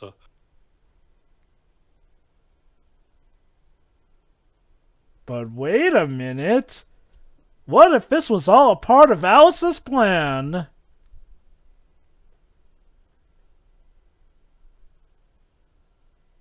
No, did I have something in my pocket?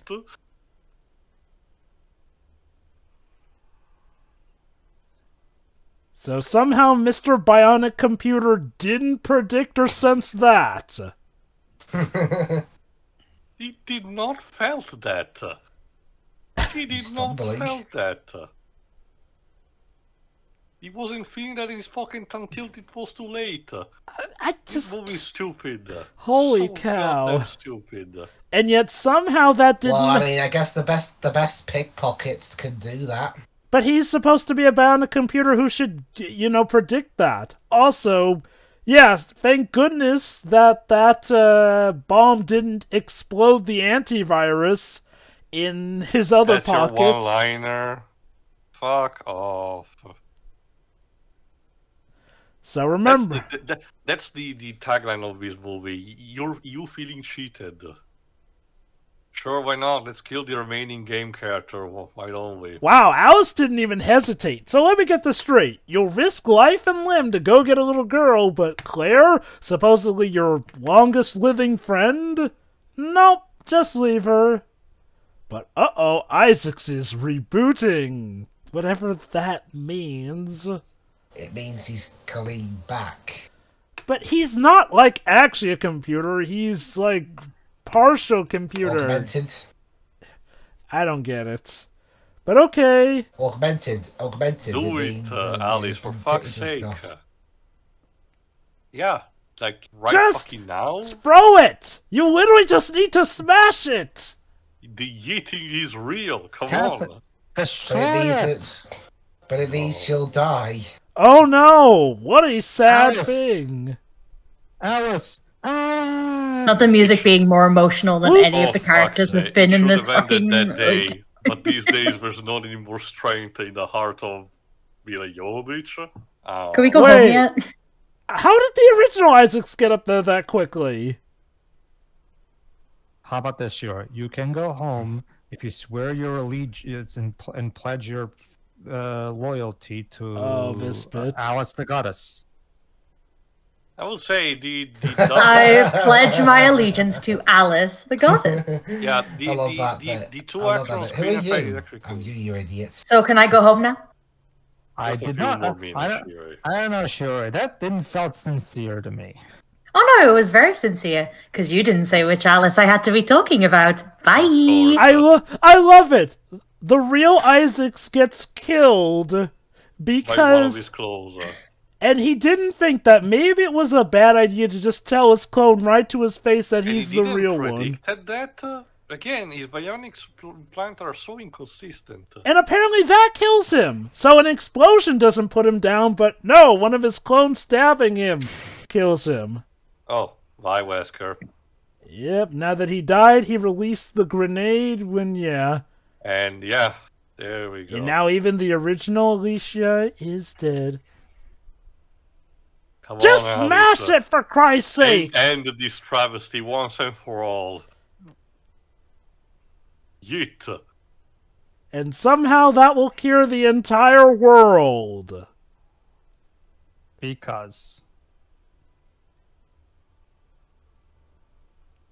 Alright guys, let's fall over on cue. It looks like we're about to pray to her. The goddess metaphor is fucking real. Don't worry, the slow motion will somehow make this look epic. The only thing that's missing is for this world to go to shit and she has to build a new one. But hold on. Now it's time for Alice to finally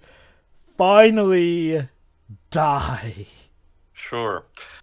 Pedro, that's that's actually the ultimate method, payoff. She remakes the world in her image, and as such, the people that she met along their journey are the new protagonists. That's how the games came to be, don't you know? Can you even imagine if they did something like this? And so, Alice... I can't wait for... So what's going to happen in Resident Evil 9? Nobody knows, Libs, at this point. Because, again... We have been distancing ourselves so much since the events of 6. Fucking hell. Hi, Claire. Okay. At least Claire survived. So, there's an interview that reveals that originally they were actually going to go through with having Alice die. But apparently around the script change, Paul said to Mila that, well, he thinks that this ending is just as emotional as if she had died. And they did not add an alternative because Claire herself mentioned, I do not know. Well, I mean, we haven't gotten a sequel to this universe since... There you go, the antivirus only destroyed the T-virus in her system. I could swear there is another product. Oh wait, here we go. It turns out they just lied to her to know if she was willing to make the sacrifice. I mean, of course she is. Why did Alicia... If these movies were consistent at one thing, is that Alice is at least, Jesus. Selfless, I guess. Well, of course there's. Oh my god. Oh? Project Alice. One more dose of stupid for the road. Are you sure these aren't actual videos of Mila Jovovich's childhood? Daughter? I hope not. That might just be the daughter that she and Paul had. Because remember, their daughter plays the Red Queen in this movie. And this is kind of an esoteric happy ending. Because, yeah, Alicia just gave her childhood memories to a woman who never had this life. So if anything, shouldn't this just cause, like, a complete, mental crisis within her? Wait. Implanting someone's memories into somebody else who never had them, and that could cause issues. A Red Dwarf episode did that, Oh, this last bit. nearly 30 years before.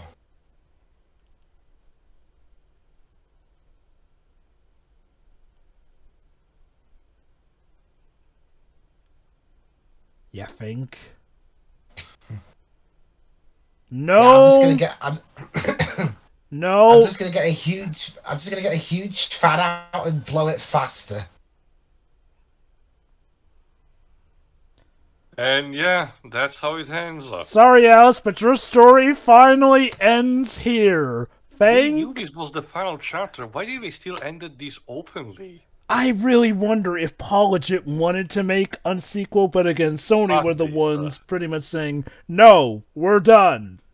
No post-credit scene, so Alice will not be invited to the Marvel vs. Capcom initiative. Thank God. Again, the only thing that will remain from these movies are the lasers, and the fact that Resident Evil movies became more action-packed. Games became more action-packed. Yeah.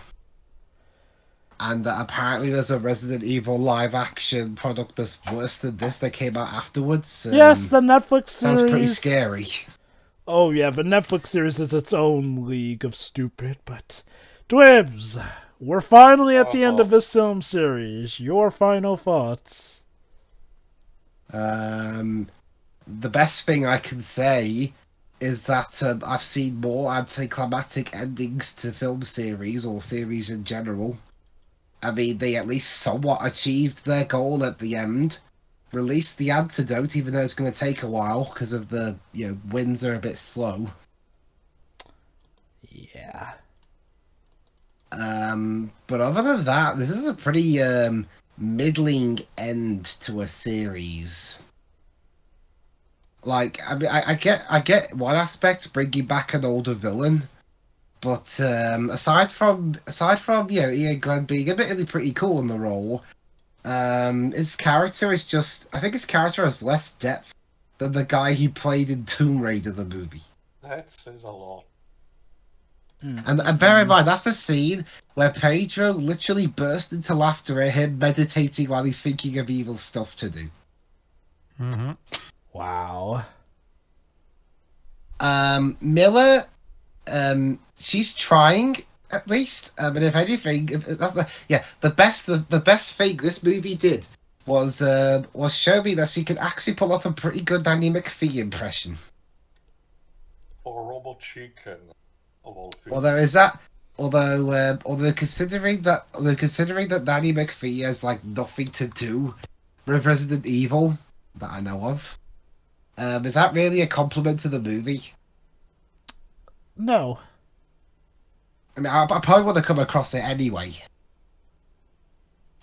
I mean, the music's better than the last couple of movies. I mean, it at least sounds like, music, if not all that inspired. The worst thing about this movie to me is the editing, because I don't remember any of the other movies having this issue where they cut 55 bajillion times in what's supposed to be one move. It's like Olivier Megaton took over. There were some minor occasions where there was fast editing, but not on this scale. This is an assault for the eyes to anyone. Yeah. And when I say Olivier Megaton, he's the guy mainly known for making the...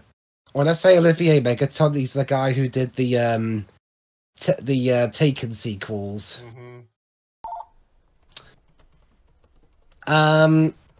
Anything else I can mention? Well, how do you like all the many retcons or just outright cancellation of bits from the previous movies? I don't give a shit. It feels like they didn't, so why should I?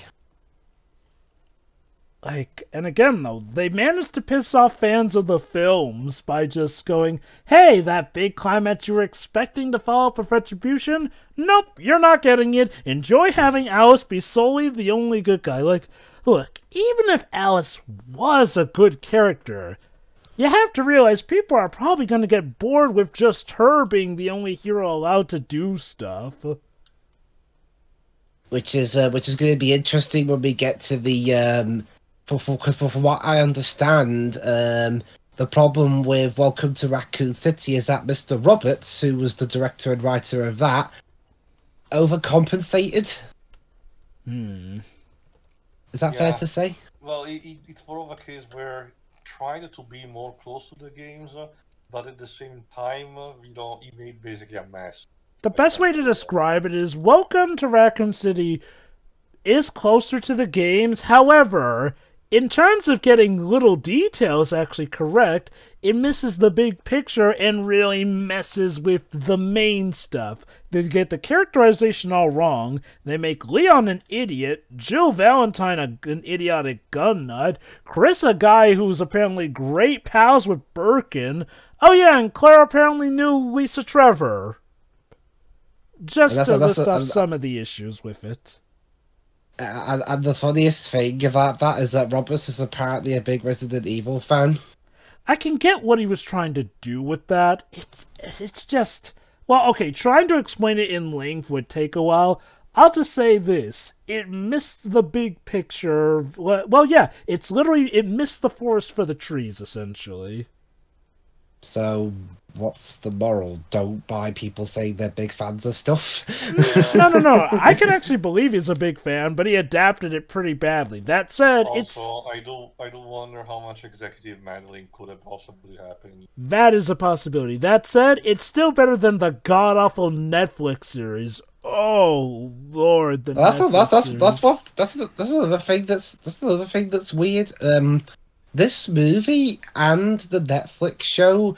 Well, they're not just both from Constantine, and they both came out within a pretty short time frame of each other. Guessing the pandemic didn't help, but it'll be a while before we get to Welcome to Raccoon City, since we were focusing on the Anderson films for this little marathon. Yep.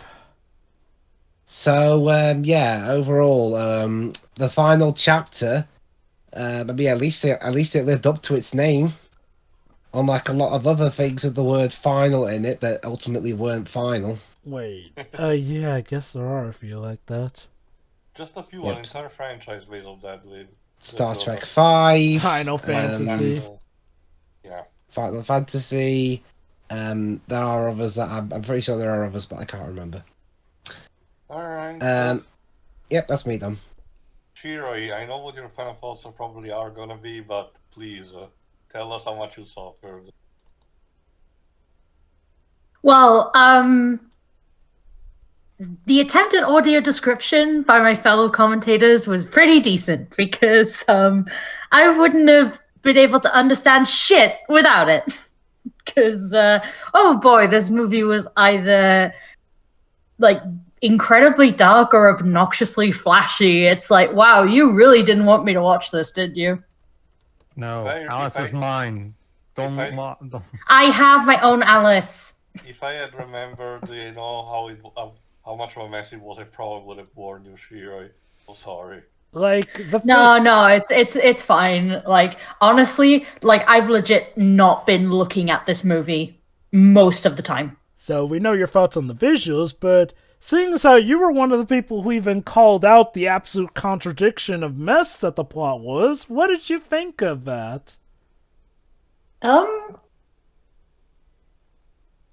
Could they really not come up with anything? They just had to retcon things that we clearly saw.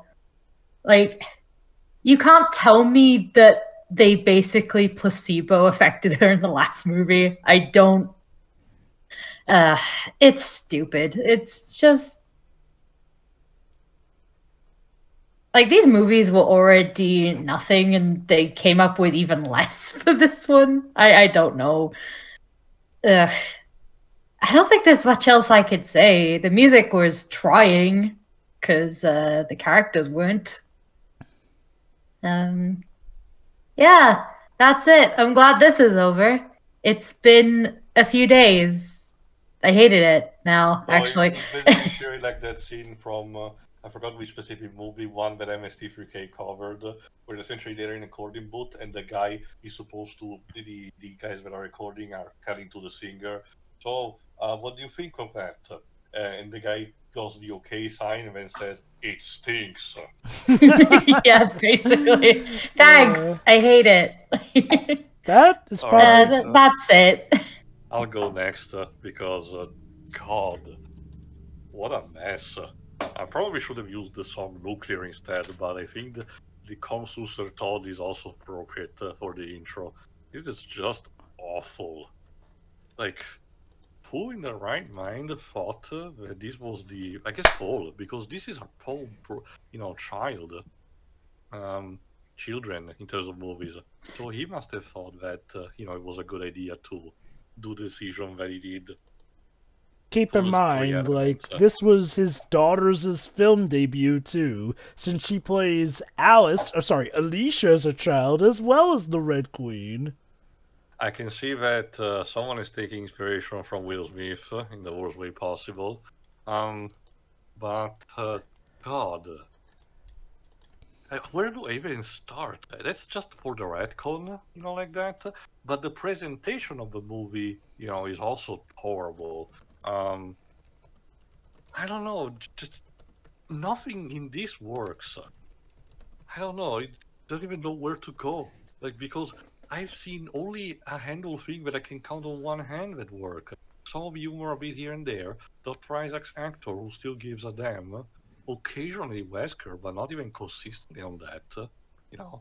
Nothing works. Not even the twist involving Alice. Sure, Alice is much more vulnerable in this than the previous movie, so props for trying to address the very few complaints, but it still doesn't work. What happened to you, Paul? Like you said, I used to like your movies. What happened? He literally went to territory that even the Spider-Man Clone Saga deemed too stupid to go. Like, just think about that. Yeah, that's the thing. Taking inspiration from one of the most convoluted and universally reviled Spider-Man stories, that takes balls, and it will require a lot of people to be, to think about carefully, like what Marvel Studio did for the movie adaptation of Civil War. It was still divisive, but it was miles better than whatever the fuck was what Mark Millar, birthed in comic format back then. And yeah.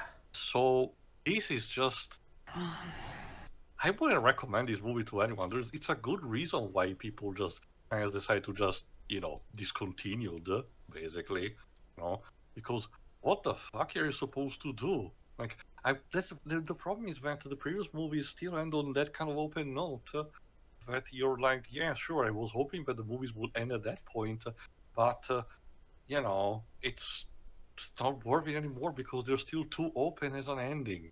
And keep in mind, even if you were a fan of these movies, you lose because of the absolute middle finger this is to the previous ones. I am so curious why this movie made all this much money, because word of mouth should have told quickly people to not go to see it. Like Zombie Enthusiast, I guess, but in 2016, this was also the time where The Walking Dead was losing steam very fast. So zombie media, really had nothing much going on for them. And honestly, even for the sake of let's see how things end up for this movie franchise, like I said, word of mouth quickly should have told that people should have not tried or wait for the home video release. But apparently not.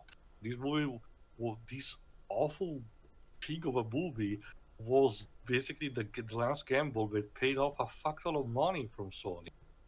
Why? What the fuck? Although, again, keep in mind, they also slashed the budget, so this thing was probably going to be a hit like if said, it kept at the rate. It works for Universal most of the time anyway, so I'm not blaming literally anyone. But still, it is awful. Like, I cannot even go too much into detail because there's not much going on. You kill all the game characters, you replace with a bunch of randos who have no personality and just there for being cannon fodder. You know, the action sequences would be better if it wasn't for the editing and the lighting, which are honestly the worst in these movies. I will take even the desert with the New Mexico filter over this. Gladly at that too. God. It almost feels at some point a movie that Paul didn't even want to make, but I know for a fact that apparently he's still wanting some capacity. And then this ultimately also makes the behind the scenes stuff even more not egregious but sad. With one stunt having their life ruined and another one actually dying. Holy shit.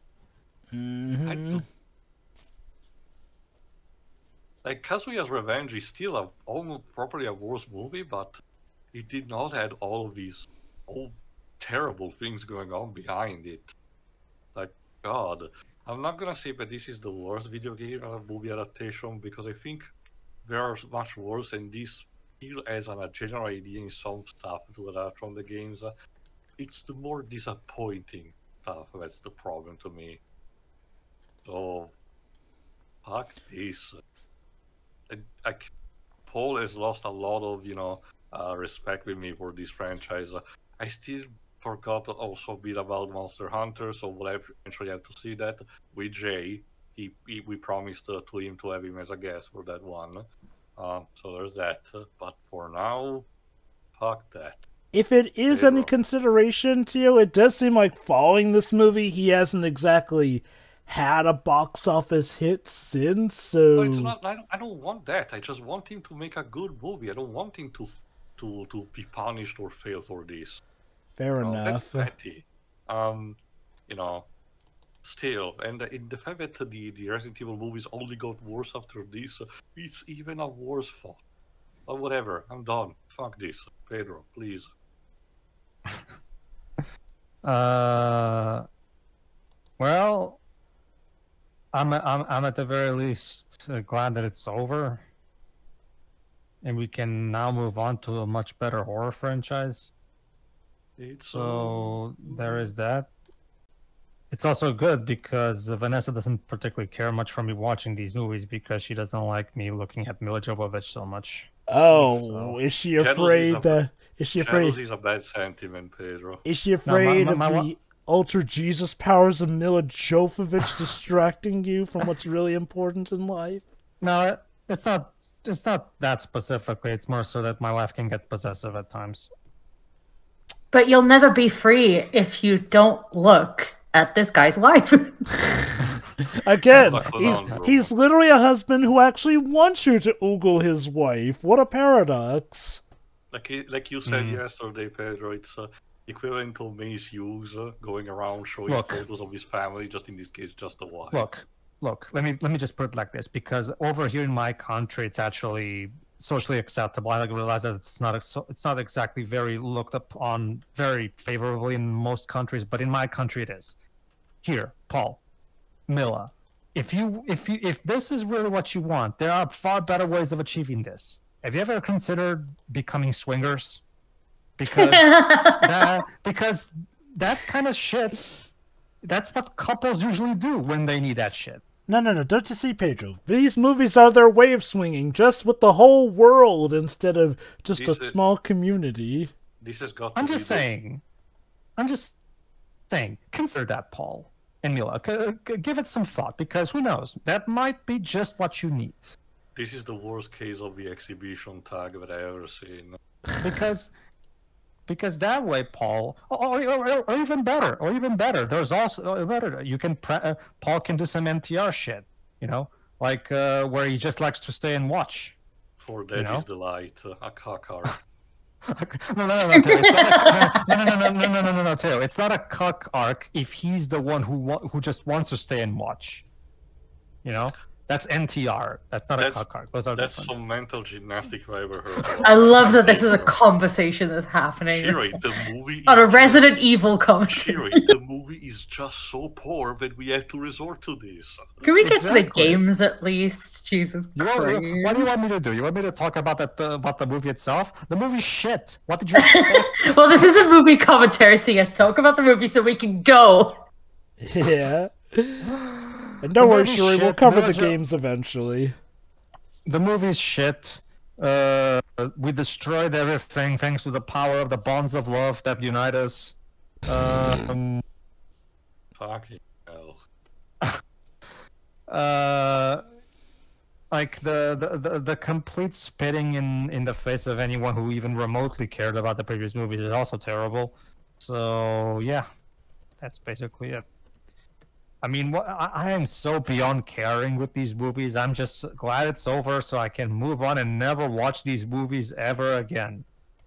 Because they're boring. They are boring. They're not even interesting failures like Book of Henry. At least that movie is a fascinating train wreck. This is just a car breaking down. It's not interesting. It's just dull. Like... Yeah, it's like that Monty Python clip, but of I think it's a thing. Oh, it's so dull, so goddamn dull. It's like these movies are again. Let me put it this way: Book of Henry, Superman 64, and these movies are Titus's Superman Game Boy game. You know, at least with Superman 64 was fascinating in how bad it was. This.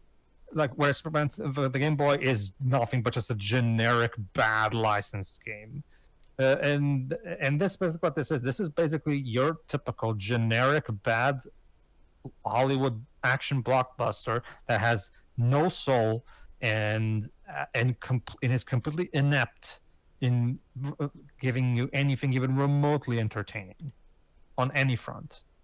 And that's what these movies are. They're just a complete waste of space. I have no idea how the hell they went on for this long.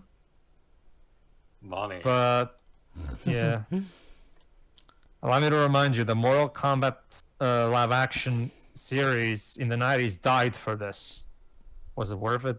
Again, keep in mind, despite the money this made, Sony apparently closed the book on it, so I do have to wonder if, despite them making money on the surface, maybe they were not making as much money as Sony would have liked, or again, maybe that lawsuit had something to do with it as well, but who knows? That's all really. I'm just glad it's over and I can just pretend that go back to pretending that these movies don't exist. Jova, close us out. Take us away. Like, what more can I say? I'm legit gonna say it. This is the worst of these movies. Like, at least with the first movie, there was a semblance that there was a plan at hand, that maybe that something good could have blossomed from it. But nope, as early as the second movie, those hopes were dashed and it just kept getting arguably worse with each installment. Maybe you could argue that Afterlife and Retribution had some cases for improvement in them, but even if they did, what little they do to improve, in comes the final chapter to wipe away all the good. And it not only has problems, it arguably combines problems from all the previous movie. The jobbing of games characters, turning Claire into Alice's cheerleader, retcons up the wazoo, bland and dull visuals, terrible camera and action work. I guess I can give it that the music is actually trying in this one, but it can't save it. Literally, like, I'll be honest, even as somebody who never liked these movies before, even I have to feel insulted with how this movie opens by just saying, yeah, that big and cool fight that we were building up to at Retribution, that never even happens on screen, and most of your favorite characters are dead. Again, probably the character treated the best was Chris Redfield, since he came in, did not get turned into Alice's cheerleader, actually got to contribute properly to the plot of Afterlife, and then dipped out. Like, And yet, they didn't bring him back. Like, maybe his actor was busy, but Claire doesn't even mention Chris. And if Chris is dead, Claire should be acting devastated. Which is just a real problem with this movie. Like, even in previous movies, at least it felt like the humans were human. Here, people don't seem to give a hoot when their comrades die or anything. Like, I guess on the one plus side, congrats, you let Claire live. Even though Alice riding off on the motorcycle implies that she just left her there. Like, kind of a dick move. And yet, in all the character stuff, it's arguably the villains that take the biggest hit. So Umbrella's plan was always to release the apocalypse. Never mind the fact that they were clearly trying to contain the virus or reverse it. And oh yeah, Isaac's retcon to have been the main big bad all along, even though his clone was working for Wesker for a completely unexpected. I guess Jason Isaacs really was expensive. Yeah, like we had Birkin in the first movie, and he just vanished. He turned like Alice's love interest into Nemesis and just dipped. So I guess he's spared his fate from Resident Evil 2? Guess he died on screen too, I suppose. That or he survived. Again, like, it's so unclear. And yeah, that plot point legit never gets wrapped up. Now, granted, to be fair, you'd only know he's Birkin if you looked up his casting and all that, since he's never mentioned by name, I guess, except for in the subtitles. But even still, if you know who that character is, it's a real big wonder that they didn't wrap anything up with him. And man, again, Isaacs is apparently the big bad, which means he usurps Wesker as the main bad. So it's not just the ultra superpower hero that usurps the game characters. No, even the OC villain usurps the actual big bad from the series. And the thing is, Wesker was being built up as the big bad of the film series too. It's like this movie was engineered to piss off as much people as possible. Like, I legit wonder if Paul was legit just salty that, oh, the glorifications of his wife, the series, aka Resident Evil, were finally being put down, so he just went, fine, screw you all, and decided to take everyone down with him.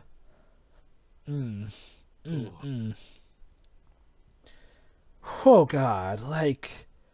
Oh, Tio, I believe you had a Final Fantasy VII metaphor app prepared. Right, I genuinely forgot about this, so might as well do it. Go right ahead. So, Bob, the handsome Avalanche member, I guess, after the events of the previous movie, which had encountering, Barrett and Reno, were promised about defeating the weapons, in one thematic battle.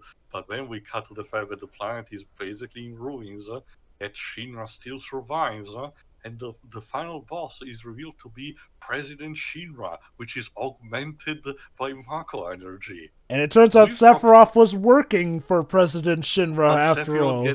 But Sephiroth gets taken out by a simple gunshot to the leg. Like, this probably be something that probably Dweebs will write. And the only surviving character is Marlene. Let's go. Without Marlene's a child character. Let it be Elena from the Turks. There you go. It's just that's how it feels. That's how it feels like, folks. I don't even have a joke for this. Like, again, the only way I can rationalize that this movie made money is, one, zombie enthusiasts, because I guess zombie filming had... They're so much better. Like, yeah. I'm almost tempted to say that the World War Z movie is better than this. And I should feel ashamed in saying that. I'm gonna say this. I think had this come out in, like, today's era, this movie would not have made as much money, because...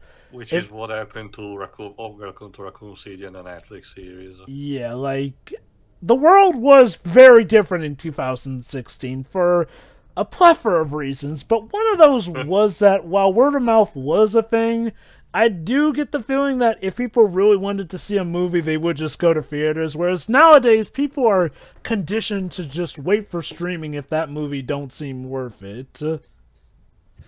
Like, and I guess a lot of people really just wanted to see how it ends that badly. Like, that is the best way for me to rationalize why this made so much money, because keep in mind, Retribution made noticeably less than Afterlife, so again, I'm attributing the sudden uptick as just people wanting to see how it ends. And again, fans of the films were probably disappointed. Again, this is the one movie that they pretty much disown, and some even say, oh no, this actually isn't part of the continuity. We consider the ending of Retribution to be a better ending. Because, yeah, as open-ended as that is, at least you can imagine the awesome possibility of Alice teaming up with the game's characters. Oh god, but no, at the end of the day, Resident Evil the final chapter is the train crashing into a solid wall, going out in not even a blaze of glory, just every terrible sensation you can get. 'Cause, yeah, like, again, it's like this thing was programmed to be made so that nobody can enjoy it. You can't enjoy it visually because of how terrible the action is shot or how bad the scenes look.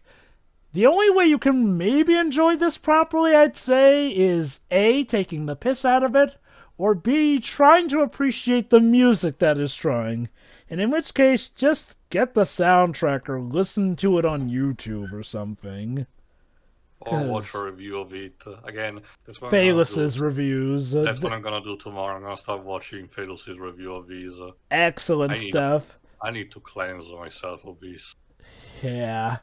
Okay, that. Well, you say this is the end of well, technically for Resident Evil, but I think it hardly is just the beginning for Halloween. Yes. Pedro, I believe the Chuckster has been spotted around recently. Yes. Little shit. Where is he? Yes. Last time he got destroyed. However, you can't keep a good guy down, can you? So tune in next time, because me and Shiro are actually I've got something interestingly prepared. We're going to combine both our picks to give you Child's Play 2 and Child's Play 3 right after that, and that way we can finish off the original trilogy.